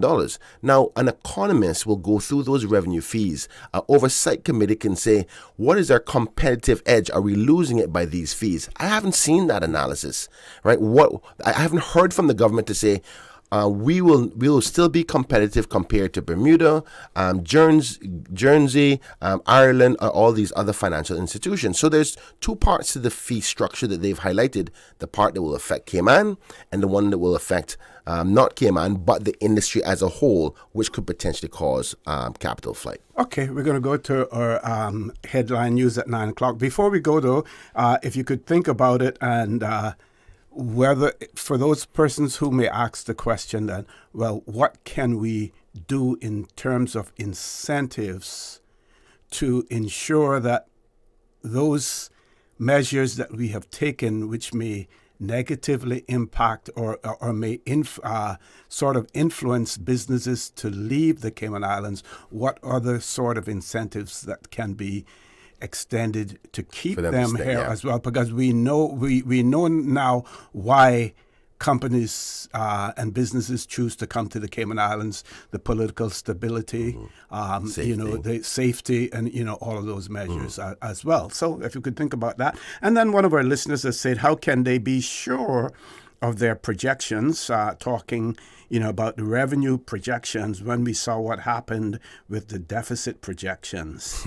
I'm not confident in these figures. I think the person has a point there because believe it or not, I'll send you a little secret and you go into a break. But apparently the word on the road is they're actually going to come up with a budget surplus at the end of this year for about over $40 million. Okay. Big drastic change from all those projections that we heard before. But let me come back. Top of the hour, headline news. Please stay tuned for the record. We'll be back shortly. Radio station. Radio Cayman is the voice of the Cayman Islands. From Radio Cayman's newsroom, this is Headlines. Local, regional, international news. The headline news is brought to you by Kirk Market and Health Services Authority. Music at the Library, Harmony in Thanksgiving is taking place tomorrow at 6 p.m. at the Georgetown Public Library. You're invited to join K-Musica for a heartfelt evening of music as students from the K-Musica after-school programs take the stage. From strings to woodwind, enjoy performances filled with gratitude, joy, and inspiring talent of Cayman's young musicians. Get your tickets at eventbrite.com. In international news, U.S. President Donald Trump has defended Special Envoy Steve Witkoff as doing the, quote, standard thing after a leaked recording appeared to show him advising a Russian official on how to appeal to the president. Trump told reporters today he had not heard the audio, but that Witkoff was doing, quote, what dealmakers do to sell the peace plan to both Russia and Ukraine. The leaked call from last month emerged days after a 28-point draft peace plan presented by the U.S. largely reflected Russian positions on its full-scale war in Ukraine. Witkoff has visited Moscow several times this year and will meet Russian President Vladimir Putin again next week. He has not held any talks in Kyiv. And at least 13 people have been killed in a major fire engulfing apartment blocks in Hong Kong. The government has paid tribute to a 37-year-old firefighter who died fighting the blaze, describing him as, quote, dedicated and gallant. Some people are reportedly still trapped in the buildings. Pictures show the flames spreading on bamboo scaffolding outside the blocks. The fire has been classed as a level 5, the most serious in Hong Kong. Those are your headlines. I'm Karsley Fuller. More news available at www.radiocayman.gov.ky. Check out our social media pages: Facebook, YouTube, X, formerly Twitter, Radio Cayman Headline News.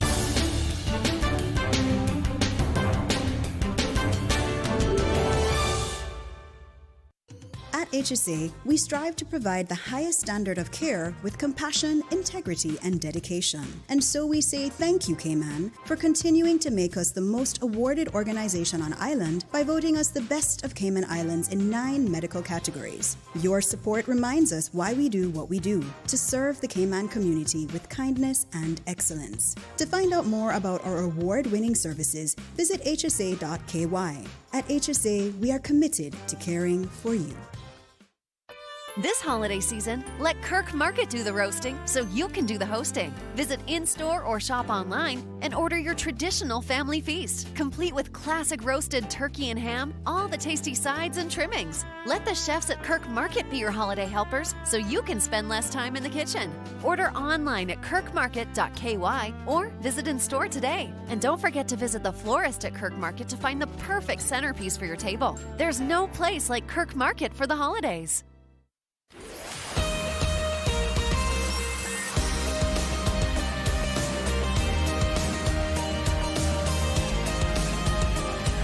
For the record, with ORRETT Connor. Take that one. No. Good morning and welcome back to For the Record. As promised, we have been joined by MP Mr. Roy Tatum. Of course, he represents the constituency of Red Bay in our parliament as well. I believe that Selkirk Drive, some huge accident yesterday in that area, as well. Just to mention that. Good morning, sir. Welcome back to For the Record. Morning to my deputy. Morning to my wonderful constituents in Red Bay, across Grand Cayman, and of course, Cayman-Brac and Little Cayman. Morning, everyone. Okay. Good to be here with you, sir. So, Deputy Leader, the question was before we went to the break, how do we try to offset some of the negatives that may arise, from any increases in fees that may possibly cause flight from the Cayman Islands? In most cases, it's either you are a very efficient system of service that you deliver, which we are very quite efficient, and we continue to modernize that with our legislation, our AML regulations, trying to be first world in that respect. So the main thing is cost. So I don't know how you would incentivize that. The best ways that major corporations would say is, it's safe, politically stable, and the cost for the fee structures are quite low. So unfortunately, we are doing well unfortunately, we're doing well in all these other areas.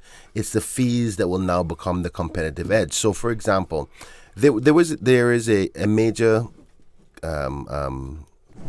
firm that one would think would have been based here in the Cayman Islands, over 300 employees.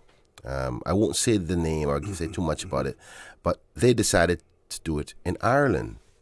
And I said, but why wouldn't you stay here at home in the home base? Listen, cost is a factor, because to have employees deliver the services and the financial services that we offer, I can do that in Ireland at a cost of about 30,000 euros per year. In the Cayman Islands, it cost me $145,000 per year. When you times that by 100 persons, that's money. Mm-hmm. And also the fee for the registration. So that was a labor cost component, right? So to have the outside labor come in, set up in your jurisdiction. Mm-hmm. But then if you also change the cost for the service that goes to the country, the government, you have different structures of fees. And ultimately, these corporations are going to say, okay, I'm charging my client too much. I'm going to lose my client because not that maybe they want to stay here, mm-hmm. but the client goes, man, you're charging me too much money. And then the company says, well, it's not that I want to charge you this much. I was quite fine with the structure we had before, but these fees are passed on to us, to the government. And then that company is going to pass it on to their client. And then their client is going to say, hold on, I don't want to be with your firm anymore. I'm going to register with a firm in Bermuda, in Guernsey, or Isle of Man. So these are the things that... Or Ireland. Ireland. These are the things that I think we need to have a proper analysis. And I am an MP. I'm a common man. I learned a lot of my things over the last 15 to 20 years about financial services. That's not where my background came in. I did business and media. Mm-hmm. So the more I learn, the more I understand that particularly our number one economy, how it works, and the importance of these changes can put us at a negative from a disadvantage from a competitive perspective. The government have not spoken about that at all. What it tells me is I'm not even sure if they've thought about it. All I've heard thus far, and I'm not trying to be difficult with the minister, is, well, we've seen this before. We're part of the complaint about us increasing the fees and nobody went anywhere. That may be the threshold. If this is the threshold of how far they will go before they leave, and you squeeze the first time before they went out to here, okay, they didn't leave. But how do you not know? Where's the projection, the analysis that this last squeeze might be the one that goes, you know what, I'm out of here? Because the last time that we did major cost and fees increases was over a decade ago. So it's important. All structured democracies have a revenue oversight committee where you have economists, statisticians, business community, MPs all analyze the revenue measures to make sure that you can somewhat predict what the outcome is going to do. I do not think they've done enough analysis. And I'll tell you how I know that. They have not even calculated the inflation rate in the budget numbers of these new fees. And I called them out and I said, hold on. These fees were just approved 3 days before Parliament. So the budget document will have the expected inflation rate over the next year and next year. And they also had an inflation rate for the SBS document, which was just a month and a half before. So that document, an average person say, well, I want to see what Cayman is going to be like. They look through it and say, oh, we'll have a inflation rate of 2.3%. But you just increased these large amount of fees across the country. Some, I don't think it's going to affect Cayman, but some will. But they haven't calculated in that. And I've confirmed through the entities that they haven't calculated. So there's going to have to be a recalculation of the projected inflation rate over Cayman coming up soon. So these are the, to answer your question about what can we do to mitigate some of these negative impacts. The truth be told, we are analyzing that within the opposition. We have some proposals. We're waiting to hear what those revenue measures are, and we're going to offer potential solutions to the opposition. We can't to the government. That's me assuming that we're in government. To the government for them to consider, but they have to address it first. Maybe this might be a non-issue if they did the scrutiny process first to say, you know what, the industry can handle this, and we're talking about the financial services related, because we got to break these fees into two sections that will not impact Cayman directly, the average person one-to-one. So the legal fees for Walker's lawyer, for a non-Caymanian lawyer, that ain't going to affect OC directly. But a work permit fee for a laborer that works in construction when you need to do a renovation on your bathroom may have caused the cost of labor for construction to go up in a time when housing is a big deal. So these fees, if you break them into parts, some parts of it is not going to affect Cayman. But I'm worried about the risk of capital flight. The other sections, I do believe they're going to have an impact. Have they done the analysis? What are they going to be? So those are the types of things we want to talk about. But I can't say to you that there is much of a solution other than better efficiencies, because most of this is about revenue. So you can't say I'm going to give you a cost incentive to reduce it, because you defeat the point of what you tried to do. So. But yeah, I think the government has to present the calming of the society just to say, we've thought about this. Don't worry. There's not going to be a big cost of living increase. The financial services is not going to run away. That's what we want to hear. And we haven't heard it. So I'm happy to have my colleague in the room, and I want to eat up all the time. But a person coming from the background of banking, yeah, I was thinking about that. And I saw you looking around. Are you going to a break shortly? Or? Well, we have about 2 minutes to go to the break. So what I'll do is... I just need two quick minutes to Sure. Go right ahead.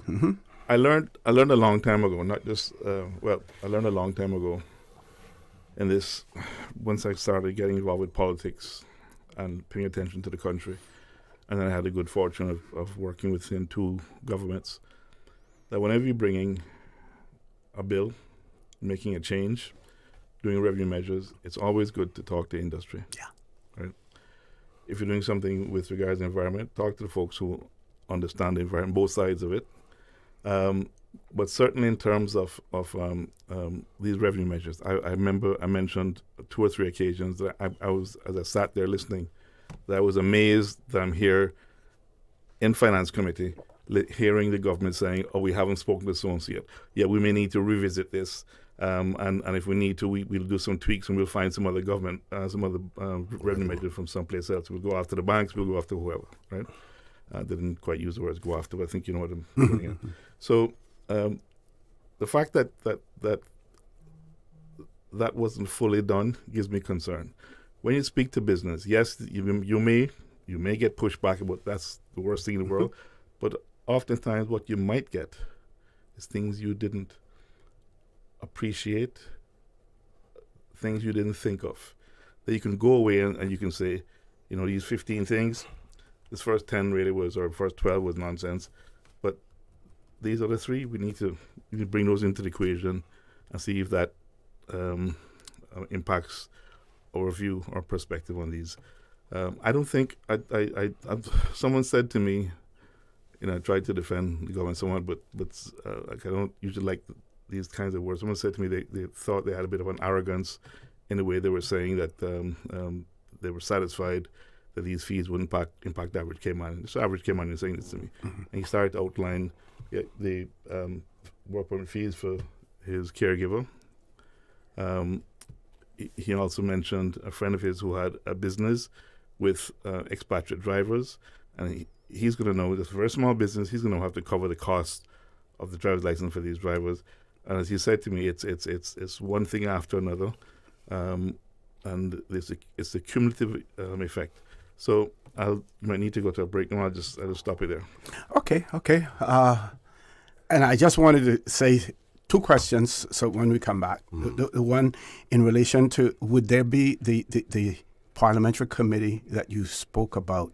Do you believe that there would be any appetite to establish such a committee in Parliament here, knowing that every budget becomes more and more technical, becomes more and more critical as well, and while there's an informal way of doing things now in terms of consulting or not consulting the business sector, whether or not there would be an appetite to have something formally established.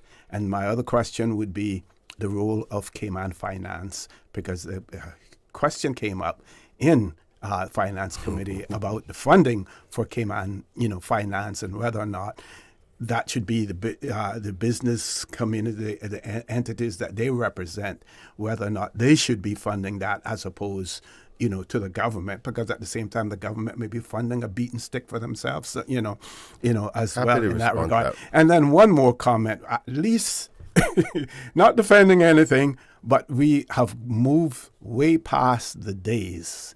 I remember in the 90s, mid and late 90s, where budgets and revenue increases, for instance, we increased the import duty on a Hummer to 100% duty on a Hummer, but at the time that fee was introduced, there was only one Hummer on the island. That was a gentleman who had it, who owned a place down at the Great House and had one Hummer. How in the world do you raise revenue that way?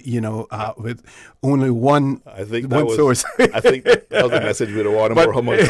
That goes to show you how far we've come. At least in relation to that, but so much further that we can go in making this a more democratic process. But not only that, to making it, to ensure that there's more accuracy in what we do as well. Folks, with that, we're going to take a commercial break. Please stay tuned for the record. We'll be back shortly.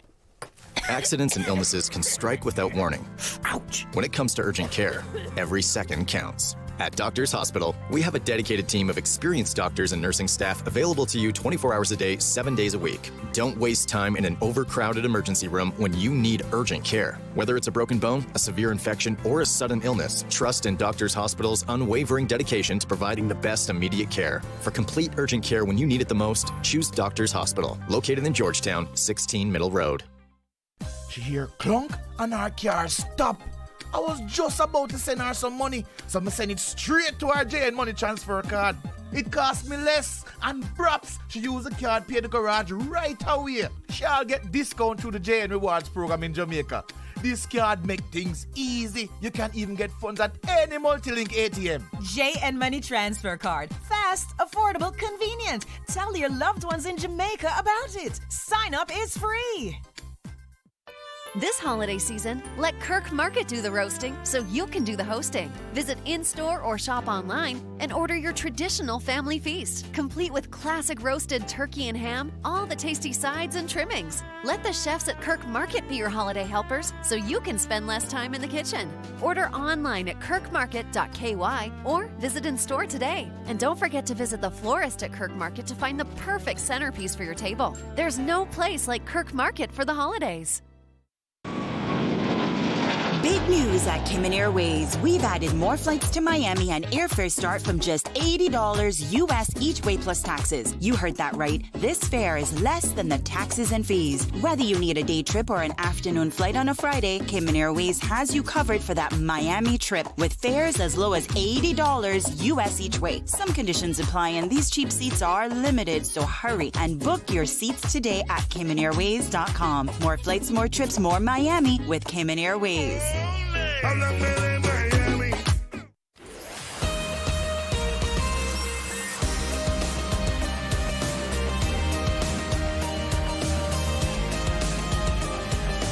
the Record with ORRETT Connor.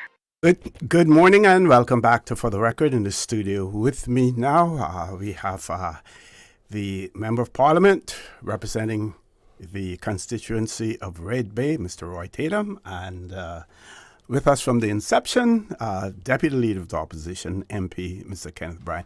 This person has written, and it reflects basically what you have been saying here as well. Mr. Bryan says, good morning, Mr. Connor. How does an increase in work permit fees not hurt Caymanians? There are 40,000 work permits, many of which are held by not only small businesses, but by Caymanians with domestic helpers, etc. Exactly. Not to mention grocery stores with many work permits because our Caymanians don't want to work there or work for a month and don't show up. $500 plus with the new annual fee they are implementing onto each application will only cause Fosters and Kirks, etc., to add that cost on to our total at the cash register. Yeah, I think people are starting to catch on now because at first the narrative was this is big business and big money people and they're going to affect us. But there is a number of the fees that will trickle back to the Caymanian people. As I was saying before, I don't want the public to think that we're here going, oh, don't make those who should be, contributing to the welfare of the Caymanians don't pay their fair share. But the question is, how much is too much? And I think the opposition, we believe that they haven't done the proper analysis of that yet, and the risk associated with not doing that analysis is too significant and too risky. We're not against revenue measures. I want the public to understand that. We know that we need to have the money to help our people, but you can't just do it at a whim. No other developed society does it at a whim. The lack of protocols and scrutiny measures and committees that we don't have leaves it to the will of a bunch of politicians go, oh yeah, I don't think they're going to go. What if you get it wrong? What if you get it wrong? What if 6 months from now you start to see a bunch of these major corporate firms say, we're relocating somewhere else? You know how hard it would be to get them back here? How devastating it would be not only to the revenues for the government, but the jobs that many Caymanians are in. It would have such a devastating impact. I do even want to scare the public today.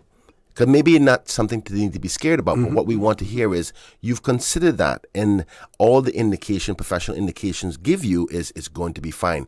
Not on just how your stomach feel about how it happened 20 years ago. We cannot afford that. But I think you were talking about Cayman finance, and I want to answer that because I want to also hear from the public, because we don't want to be just here talking our mouths off. We need to hear from the public about the borrowings and the fees and how they feel about it. If we can get some calls quickly to just give us feedback, that'd be great before we go to 10. Sure.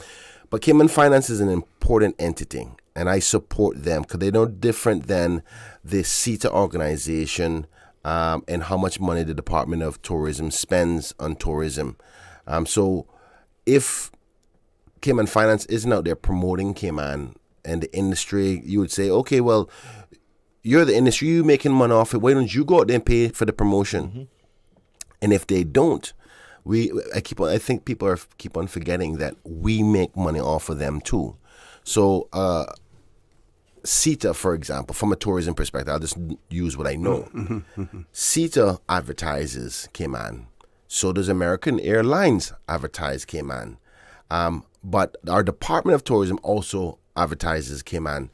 So in order for us all to make money. So it's not uncommon for you to invest in an entity that's focused on making sure that all the players make money. Because it's not about saying, oh, Walker's partner is making money. When those partners are making money, the Caymanian people are making money. That's how the country makes money. That's how we pay for many of the revenue measures that are paid for many of the costs that we get those revenues from. So I don't want us to think of it as, okay, they gave Cayman Finance $2 million. It's a drop in the bucket compared to the opportunities that they present. So sometimes people try to use that to a political advantage. I just throw one. You're absolutely correct. I'll throw something in quickly. There was a time many, many years ago when the Monetary Authority, Cayman Islands Monetary Authority, had a marketing arm. They were, I thought at the time, very effective. But as more scrutiny came upon SEMA, and as their role, and as people started to ask, well, how are you as a regulator also doing marketing? So they no longer do marketing, right? The government entity no longer does marketing.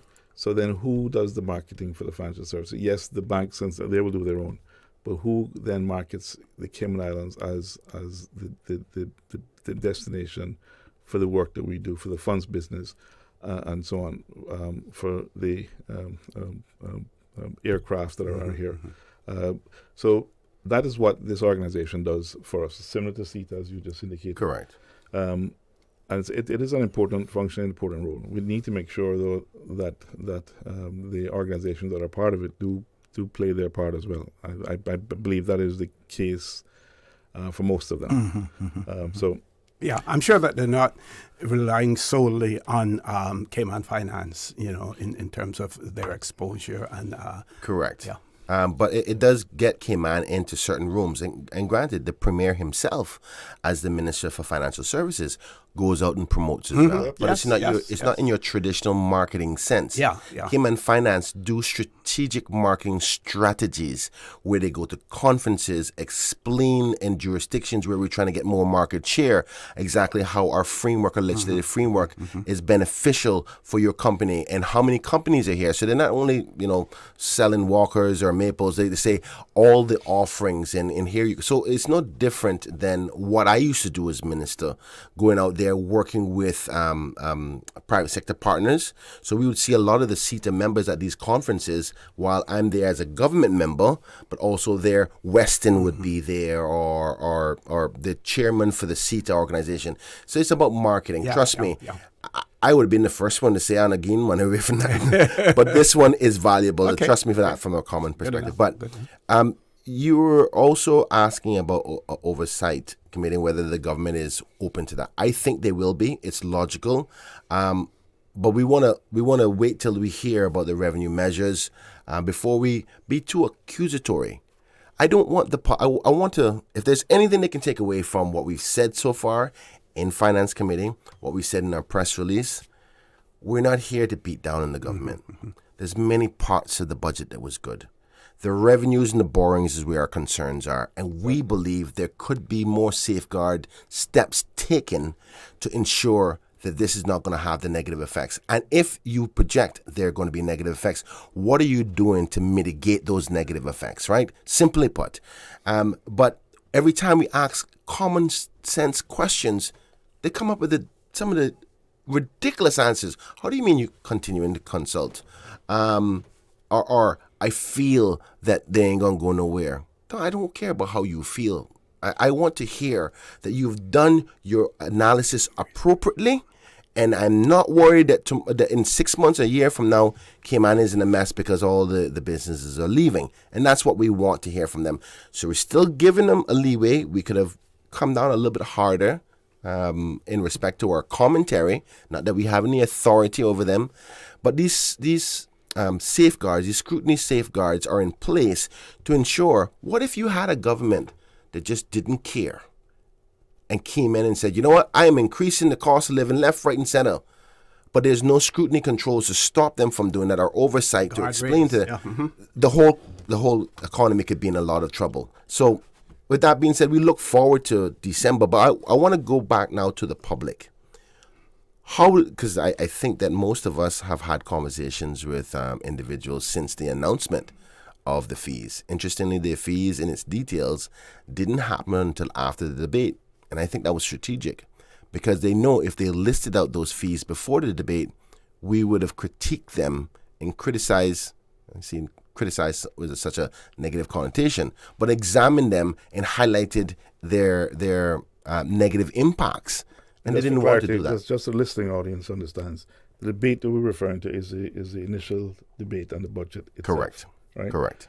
And yes, it wasn't given. The details of that was not given that's why Roy McTaggart stood up and said, Mr. Premier, Mr. Minister of Finance, your budget is incomplete. Yes. You have all these things you say you're spending money on. You have these waffly areas that you're getting income from. But what are the details? What are the amounts? What are the specifics? How can you debate a budget around expenses and revenues, and you don't have the details for the revenues as yet? So that was presented on the first day of Finance Committee, I think it was, right? The budget details? No, it wasn't until the minister. The revenue details. The revenue details didn't come up until the Minister of Finance was up. We already dealt with Nicholas and Jay. Okay. And it's not until I probed them and said, hey, I need to understand where these revenues are, because what they said in the budget contribution from the Premier and the Minister of Finance is we're going to make X amount of money from financial services. Where?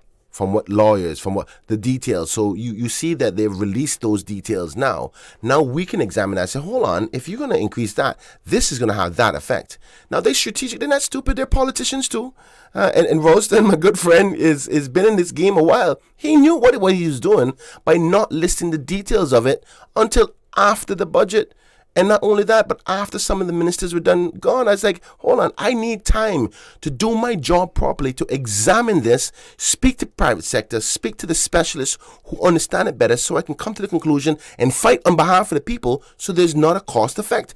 They have circumvented that process because they know they were going to be scrutinized, and that's what's happening today. Okay, we're going to go to a commercial break now. Should we advise our listening audience that the phone lines are open at this point in time? Folks, That's good. We're going to a commercial break. Phone lines are open, so you can start dialing in 1-800-534-8255, 949-8037, 949-6990. WhatsApp 925-3261. Please stay tuned for the record. We'll be back shortly.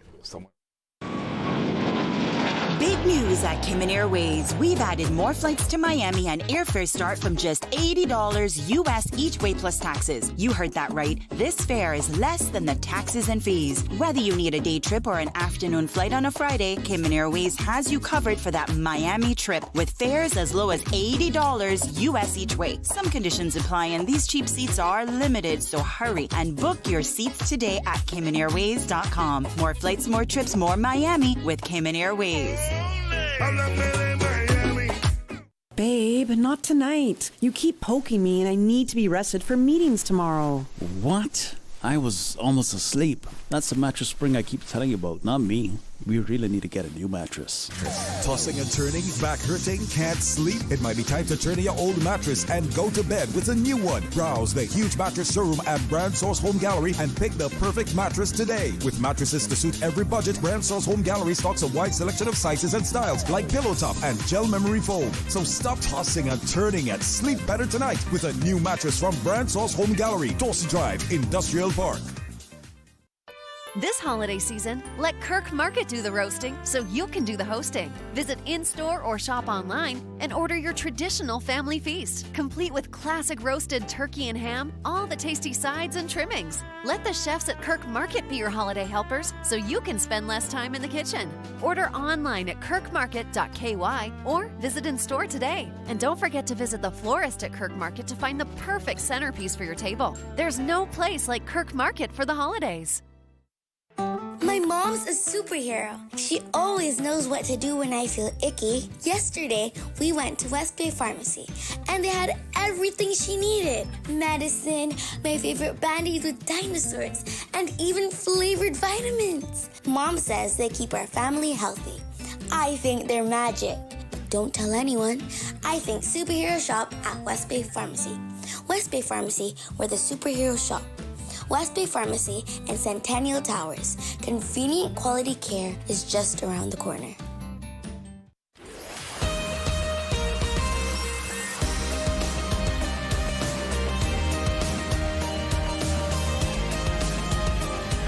For the record, with ORRETT Connor. Good morning and welcome back to For the Record. In the studio with me, Deputy Leader of the Opposition, Member of Parliament, Mr.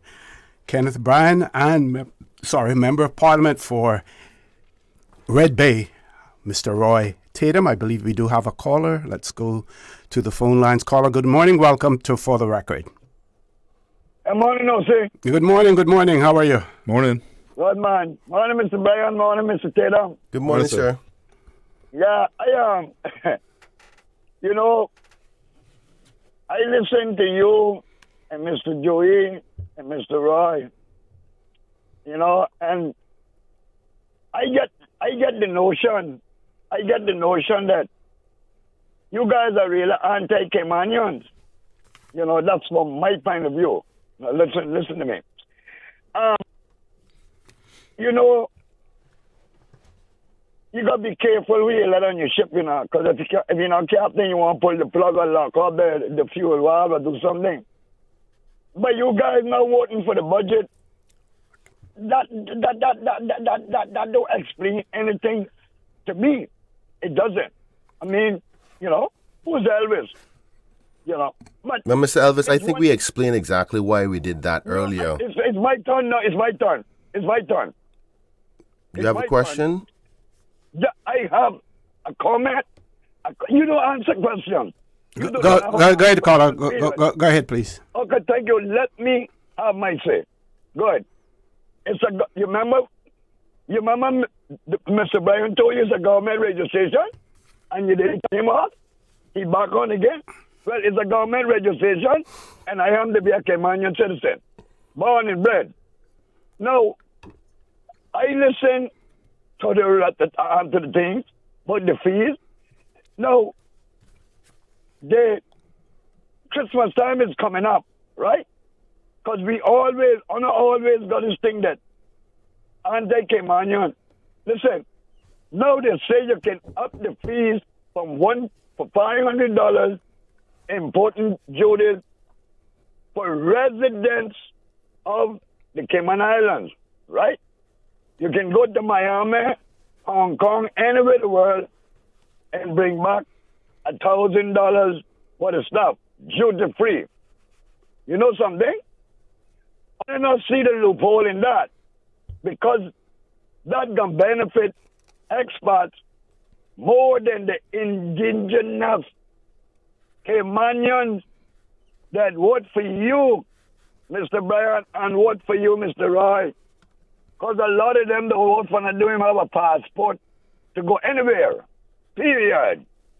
So, if this government had said it is only for indigenous Caymanians, you know what you guys would be saying? You're discriminating against the citizens. Now, I'm going to tell you what's going to happen to that. And I don't hear people saying it. You're going to get people, mostly expats with a permit, that can go to Miami 4 to 5 times for the month, maybe more, bringing back stuff and starting a business. But you see those things on the don't see. But caller, if I may, I believe those exemptions are for personal use only. So if you're operating, if you're bringing in business items, it's supposed to be for personal use only. I'm not sure how closely it is policed, but that's what it's intended for, personal. Okay, I understand that, Mr. Listen, okay. So if I want to bring in 5 shots, or if I want to bring in 25, I can wait shots till I die, right? Okay. No, Mr. Tatum, in all of your banking years, right? Because you're a banker. You know anything about politics or humanity. No, we have seized CIMA, the Cayman Island Monetary Authority. We got $7.2 billion seized from Russia for about almost 3 years now. In the interest of that money being paid to someone, why in all of your wisdom, and Mr. Roy, my target, when I campaign, I say we need to take a percentage out of them money that going through here. But you know what you said? It would be so difficult. No, Mr. Brian, I know. Elvis, sorry to interrupt you. Just for clarity, you've never ever heard me speak on that topic at all. Of course. No, sir. Yes. No, sir. You might have heard somebody else, but not Roy Tatum. But anyhow, Okay. continue making your point. Yeah. I got to ask your opinion now. I got to ask your honest opinion. Do you think that it would be feasible, a very good idea, and easy to make money off? Because, hello, we have... Caller, asked the question. Let's give him an opportunity to answer. We have 3 other callers on hold as well. We're trying to accommodate you, but let's give him an opportunity to answer. Thank you, caller. I will do that. Okay, thank you. Thanks, Elsie. Thanks, Elvis. My response is this. Anything is feasible. You asked whether it's a good idea. That needs to be explored, right? So it's the reason I haven't spoken about it. One, I was never asked. But 2, I've never explored that down any long line to see what would the impact be. Because at the end of the day, we need to make sure that we maintain the financial services business that we have. Back when I was in banking, I used to turn down businesses wanting banking accounts because they weren't bringing the exempt company business to us. They weren't opening up the companies here in Cayman. They were doing it someplace else because it was cheaper. But they wanted the banking here because the law firm was here and we had better and the banking facilities were better, and we had better access to U.S. banks. I turned them down. I turned them down because, and I say that because we don't know where the business will end up. So we need to make a good assessment of that. Is anything feasible? Yes, it is feasible. Caller, I want to thank you. Thank you very much. We have to pay respect to the caller. We have other callers on hold. I've given you enough time now. Let's grab the next caller. Caller, good morning. Welcome to For the Record. Good morning again, OC. Good morning. Good morning, Lord Graham. Yeah, I'm morning, not Graham. going to elaborate like my good friend up there in the brag. But I took throw out a little question there, see what your opinion is on another revenue measure that I had in mind. And I thought about calling it a community fund or an infrastructure fund.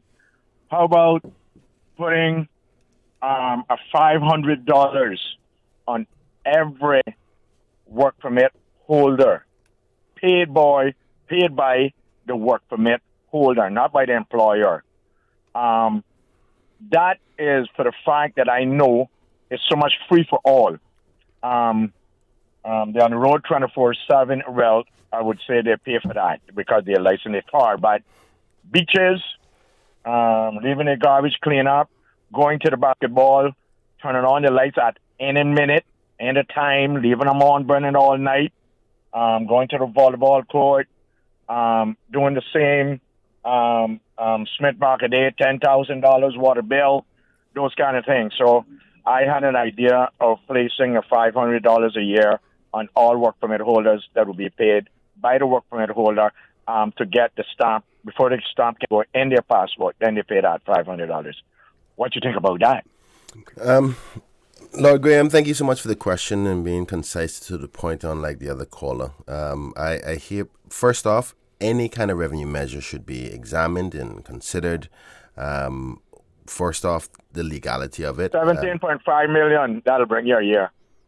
Not a bad amount. I can do a whole lot for Georgetown Central and Georgetown, Greater Cayman Islands. You imagine how sparkling that park was. But on a serious note, obviously anything can be considered. What the effects will be to the average person, if we can confirm that, one, we have the legal right to do so, there's no discriminatory measures that we would be violating. Two, it will not have a negative impact on the cost of doing business. And I like the way you said specific to the expat itself. So it's more actually of an income rather than a tax, income tax. But we don't have that kind of system here.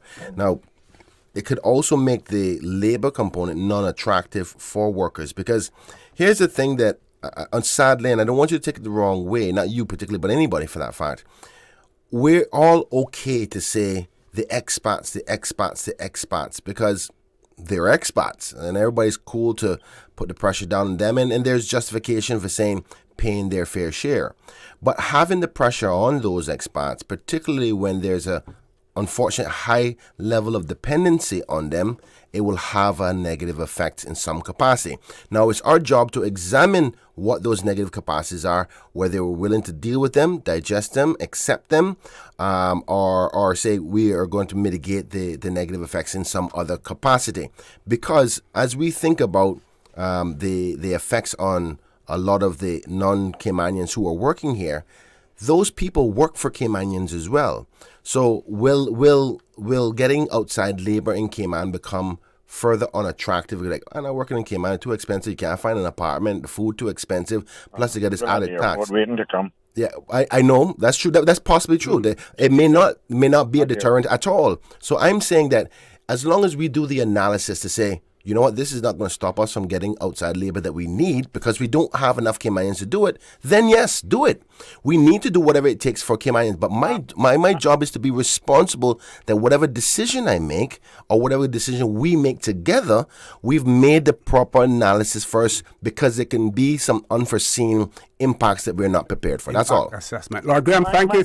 Very quickly, because we got to go. Go ahead.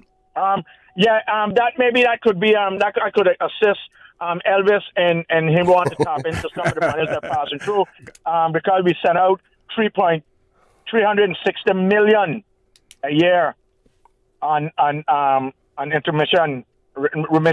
remittance, right? So maybe that could. I thought that was going to be one of the areas they were going to consider, actually, but they didn't bring it up. Lord Graham, thank you very much. We're going to take a commercial break. I believe when we return, we probably have less than 10 minutes to go in the show. How many callers do we have on hold still? We have 2 callers. We're going to limit it to those last 2 callers as well. Please stay tuned for the record. We'll be back shortly. Hey, new drivers. Don't just drive smart. Cynical and Inspire Cayman's Safe Driver program will show you how. Get real-life simulator training and classroom sessions to help you gain experience, stay alert, and avoid accidents. Learn to recognize risk, manage fatigue, and make smart choices behind the wheel. Certified participants may even pay less for Cynical motor insurance. Learn more and register at cynical.ky. Cynical, keeping Cayman covered.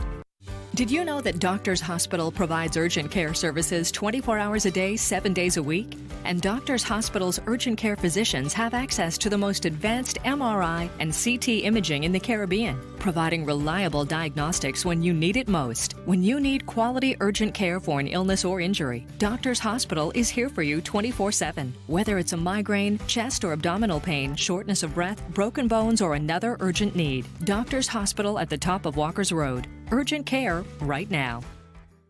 Your dream home starts with a vision, and often inspiration is at the heart of that vision.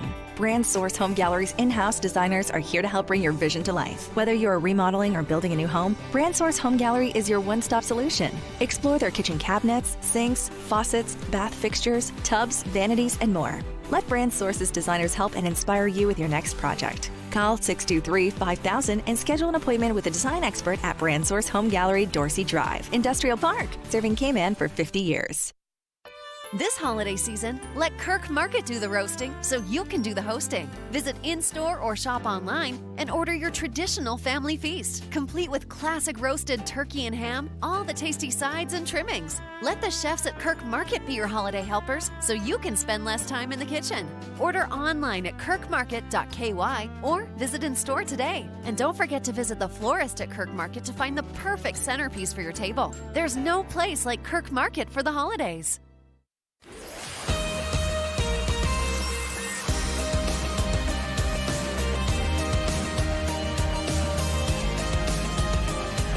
For the Record with ORRETT Connor. Good morning. Welcome back to For the Record. We're on the last leg of the show this morning. 2 callers, so each caller has to be brief. First caller, good morning. Welcome to For the Record. Good morning, Osi. Good morning. Good morning. I agree with what Graham was saying, because at the end of the day, I find that we are tends to be afraid to venture out because to try out new things and ways of bringing in revenues. And for the revenue part of it, traffic wardens, litter wardens, would bring in a lot of revenue for government. Because at the end of the day, we don't have sufficient police, or so they say, to be out there ticketing and for traffic offenses, the illegal parkings or illegal dumping. How about hiring a few traffic wardens to be in each district, taking charge of that and bringing in revenue? I know for a fact you can bring in serious revenue if the traffic warden was in play, and they wouldn't have to worry, at least to that extent. But anyway, what I really called in for, I just want to make it known that my daughter's CC is doing a pasta sale, chicken and shrimps, to raise funds to help me out to get back a vehicle, which would be on the 29th at TE Macfield Center, starting from 12 p.m. Shrimp, $20, and chicken is $15. So I just want to put it out there for people to come and support. Well, Miss Romelia, first off, I want to say I'm sorry to hear that I've obviously talked to you about this already, about the unfortunate situation with your vehicle. And I give a commitment to donating $500 for you to get a new vehicle. Thank you for the suggestion about the revenue measures, because you're right. We have to diversify our offerings and not squeezing the same lemons over and over again, because we can definitely affect the economy. We're going to be asking the government to try to, at the very least, select a committee that we can try to diversify ways of revenue, because we don't want to risk the overall economy. But thank you so much for the comments and the question, ma'am. Okay. If I could just add very quickly, even if it doesn't produce tons of revenue, but the things that was mentioned are things that would impact safety, especially some wardens around schools and so on. So safety, and you mentioned litter wardens, but also trying to have a stick, for want of a better word, to encourage people to not just throw their stuff on the ground as they walk off. So even if it doesn't generate large amounts of revenue, there are other benefits that warrant consideration. Yes. Okay. Thank you very much, caller, for that. Let's grab our last caller. Caller, good morning. Welcome to For the Record. Good morning, Mr. Hartman. Good morning, sir. Good morning, sir. Yes, Mr. Tatum, just calling to find out if you have an update on the motion brought to the floor of the House by Mr. McTaggart concerning the banks. Thank you. I do. I think Mr. McTaggart provided an update previously, but I'll mention it again. The government did move forward, have conversation with banks. What transpired from that is the banks have updated their written commitment to the public in terms of how they will treat the public. I don't have it in front of me, but you should find it on the Bankers Association's website. Their new updated commitment to how customers will be treated. Does that go far enough? In my view, no, because at the end of the day, I'm still not happy that if you have a complaint about a bank, if they're not living up to what they say they're doing, where do you go? Who or what has teeth? Are we looking to just complain to the Bankers Association? I don't think that'll get us very far. I would have preferred a bit more oversight from SEMA. I'm also not entirely happy with part of that request, part of that motion brought by Mr. McTaggart was that SEMA should also be reviewing the fees and so on charged by banks to make sure that they are that given the regime we're in now, where interest rates are now higher, we're not where we were low interest rates, so banks needed to increase their fees. We need to make sure these fees are still fair. banks make, I don't have the amount of money in front of me, but banks make a tremendous amount of money. I'm also extremely unhappy that given the profitability of banking, and I'm a former banker, but when I saw some of the fees being increased, and when I see banks releasing long-standing staff to send jobs off to Canada, that disturbs me. So that's a whole other kettle of fish. But in terms of the motion, yes, there have been improvements in terms of what the banks have committed to doing. We shall see what happens, but I would like to see more. Okay. One comment that we had here, whether or not a payroll tax would be the answer in terms, instead of work permit fees, whether or not that would be feasible. And then another person has commented and said, good morning, gentlemen. What did the seamen do with their money when they went when they went to sea? And how did Cayman build if it was not for them sending their money back here? So they support the whole idea that remittances. So, people come here to work so they can send their money back home. Yes, they should be paying their fair share, but at the end of the day... Sometimes as Caymanians, we forget that. I remember very well my mother, as my father, was at sea sometimes months and months and months we wouldn't see. Maybe, I don't think as long as a year, but not short, not sometimes almost a year. You wouldn't see your dad. But yes, we relied on that money coming back to us. That good old-fashioned word I used to call it, the allotment. Yes. That word, right. So you wait for your allotment every month, and your mom then had funds to. Young pups like me, you don't know about them words allotments. Maybe, but it's not young. I'm sure you heard it. DP? Yeah. Well, I got to say that we're going to have many different considerations for the best ways to have revenue measures for us to do the essential things you need to do to give the best quality of life for our people. Once you do the proper examination, studies from your economy and how it works in the markets and projections and so forth will be fine. We have a very unique system here. We don't have direct income tax, which makes it even more problematic and even more reason for proper filtering of what you're going to do by way of taxes and fees, because we can mess this up really easily. We don't have many other examples that do it similar to us. And I fear every day that we do one bad boo-boo and cause the whole thing to go down. But I want to ensure, as we start to wrap up today, Mr. Corner, the opposition, the word opposition has a negative connotation in its own right. I want to leave the people with this in mind. There is a purpose for that. And the Westminster system is made that way to ensure that democracy can walk straight. You can't have just the government side, you have to have the opposition side. And we are there to protect your interests. It may sound combative. It may sound like bitterness because you lost. Of course, I would love to have been in the government. But I'm past that now. Now I have a new role. My new role is to make sure the government brings the best for the people. That's an important role. It's a very important role. Yeah. And also, not only to criticize or critique or scrutinize, but also to offer help. We have a lot of things we want to sit with the government and offer considerations. But then you get into the politics, I don't want them to make it seem like they win. But the good news is that besides the finances of things and these couple of bills, we've been working together quite well, I think, the government and the opposition. You're going to have your little political things here and there, but we're going to do our job because scrutiny is important to ensure the best quality of service for the Caymanian people. It ensures that the cost of living doesn't get out of control. It allows for economic stability.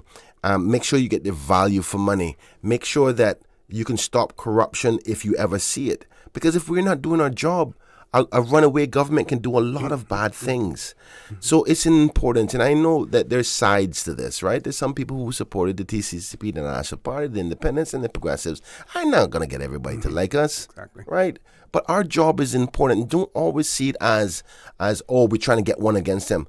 The things that we have brought up, I can hand in heart say, none of it has been political. I am genuinely having sleepless nights because particularly even the cost of living on us, it's not my biggest concern. It's that capital flight risk that if you do not do this right, particularly with financial services, 60% of our revenues come from financial services. If you see another jurisdiction comes around and say, you know what, Cayman kind of tight now. They're not doing too well. They're running there, but the way the attitude bad and they're increasing the money. Someone's going to try to seize on Somebody's going to try to seize an opportunity. Some creative politician somewhere in the Caribbean is going to say, I'm going to change our legislation to be more attractive, and then boom, you hear everybody start flying down there and businesses shut down, and then you go, what happened? Because you don't plan. You don't check the comparative nature. And that's what we're worried about. Not that the government don't need this money to build the roads. We support that. But do it right so we don't have to worry about tomorrow. With that being said, I am really honored to be on here. By the way, just for Elvis and Kim and Brack, we made sure to fight that they didn't increase the cost of business for Kim and Brack and Little Cayman. Because one of the fees, and if you check the fee structure, I'm happy to send it to you. There was one that was targeted specifically at your business, my brother. And I know you beat me up all the time on the radio. I still love you. You're a Kim and Bracker, and my mother taught me well. But we be fighting for you too. Just remember that. One of our listeners opined and said, good day to you and your panel. Thank you for discussing the budget revenue measures. In addition to the ideas and sentiments being expressed, has consideration been given to having an economist like Dr. Marla Dukaran, who is unconnected to government, assess the revenue measures and present an independent report so we can better understand the longer-term economic impacts of the proposals? So I'll say this. I know Marla very, very well. Mm-hmm. And I do intend to forward it on to her, just to ask her. I've done this in the past, a few things, just ask her what her quick thoughts are. We'd have the ability to employ her, but if you're talking with the Cayman Islands government, that's I do believe, as the deputy said, not believe, I know, as the deputy said earlier, that we are too advanced now. The budget is too complex. The amounts, how much billion dollars? $2.5 billion. $2.5 billion. That's a lot of money by any standards, right? But the impact throughout the economy, I raised what I thought was a concern with regards to a 3% increase. Again, this was not clear anywhere in the budget stuff that the Water Authority is going to be increasing fees by 3%. My good deputy leader and friend Kenneth literally had to drag that out of them, right? So, but it wasn't plain state anywhere. So I just asked a simple question: given the amount of cash that they have, and given where we are, given the all the things that are going on, are we happy that this is needed now? Because in my mind we don't know yet what the inflationary stuff of the new budget is going to be. As has been said, the minimum wage is increasing. All that is necessary. Mm-hmm. What's the cumulative impact of all of this on small businesses, right? So I'll leave it there. The only other thing I'll say to my friend Elvis is he'll always be my friend. I won't go fishing up with him. And I think deep down he he knows. Many good points. He has many. No, he does. Oh, I deep down he must know I'm not anti-Cayman. I'll be anti myself, and I'm far from being anti myself. And as was said, we're looking out for everybody's interest. So on that, thank you. Okay. I'm being told that we're going over time. Past the time. No closing comments. Just to encourage you to continue to support your radio station, Radio Cayman. Join Mr. Charles Glidden Shallow at 12:15 for Talk Today. And as usual, we ask the good Lord to continue to bless these three beautiful, wonderful Cayman Islands. For the record, proudly brought to you by Brand Source Home Gallery, inspiring luxury. Doctors Hospital, peace of mind is important when life happens. Doctors Hospital, always there for you. Call 949-6066. And Cayman Airways, call them on 949-2311 to book your nonstop flights to Los Angeles and Panama. Kirk Market, experience a world of choice. JN Money, from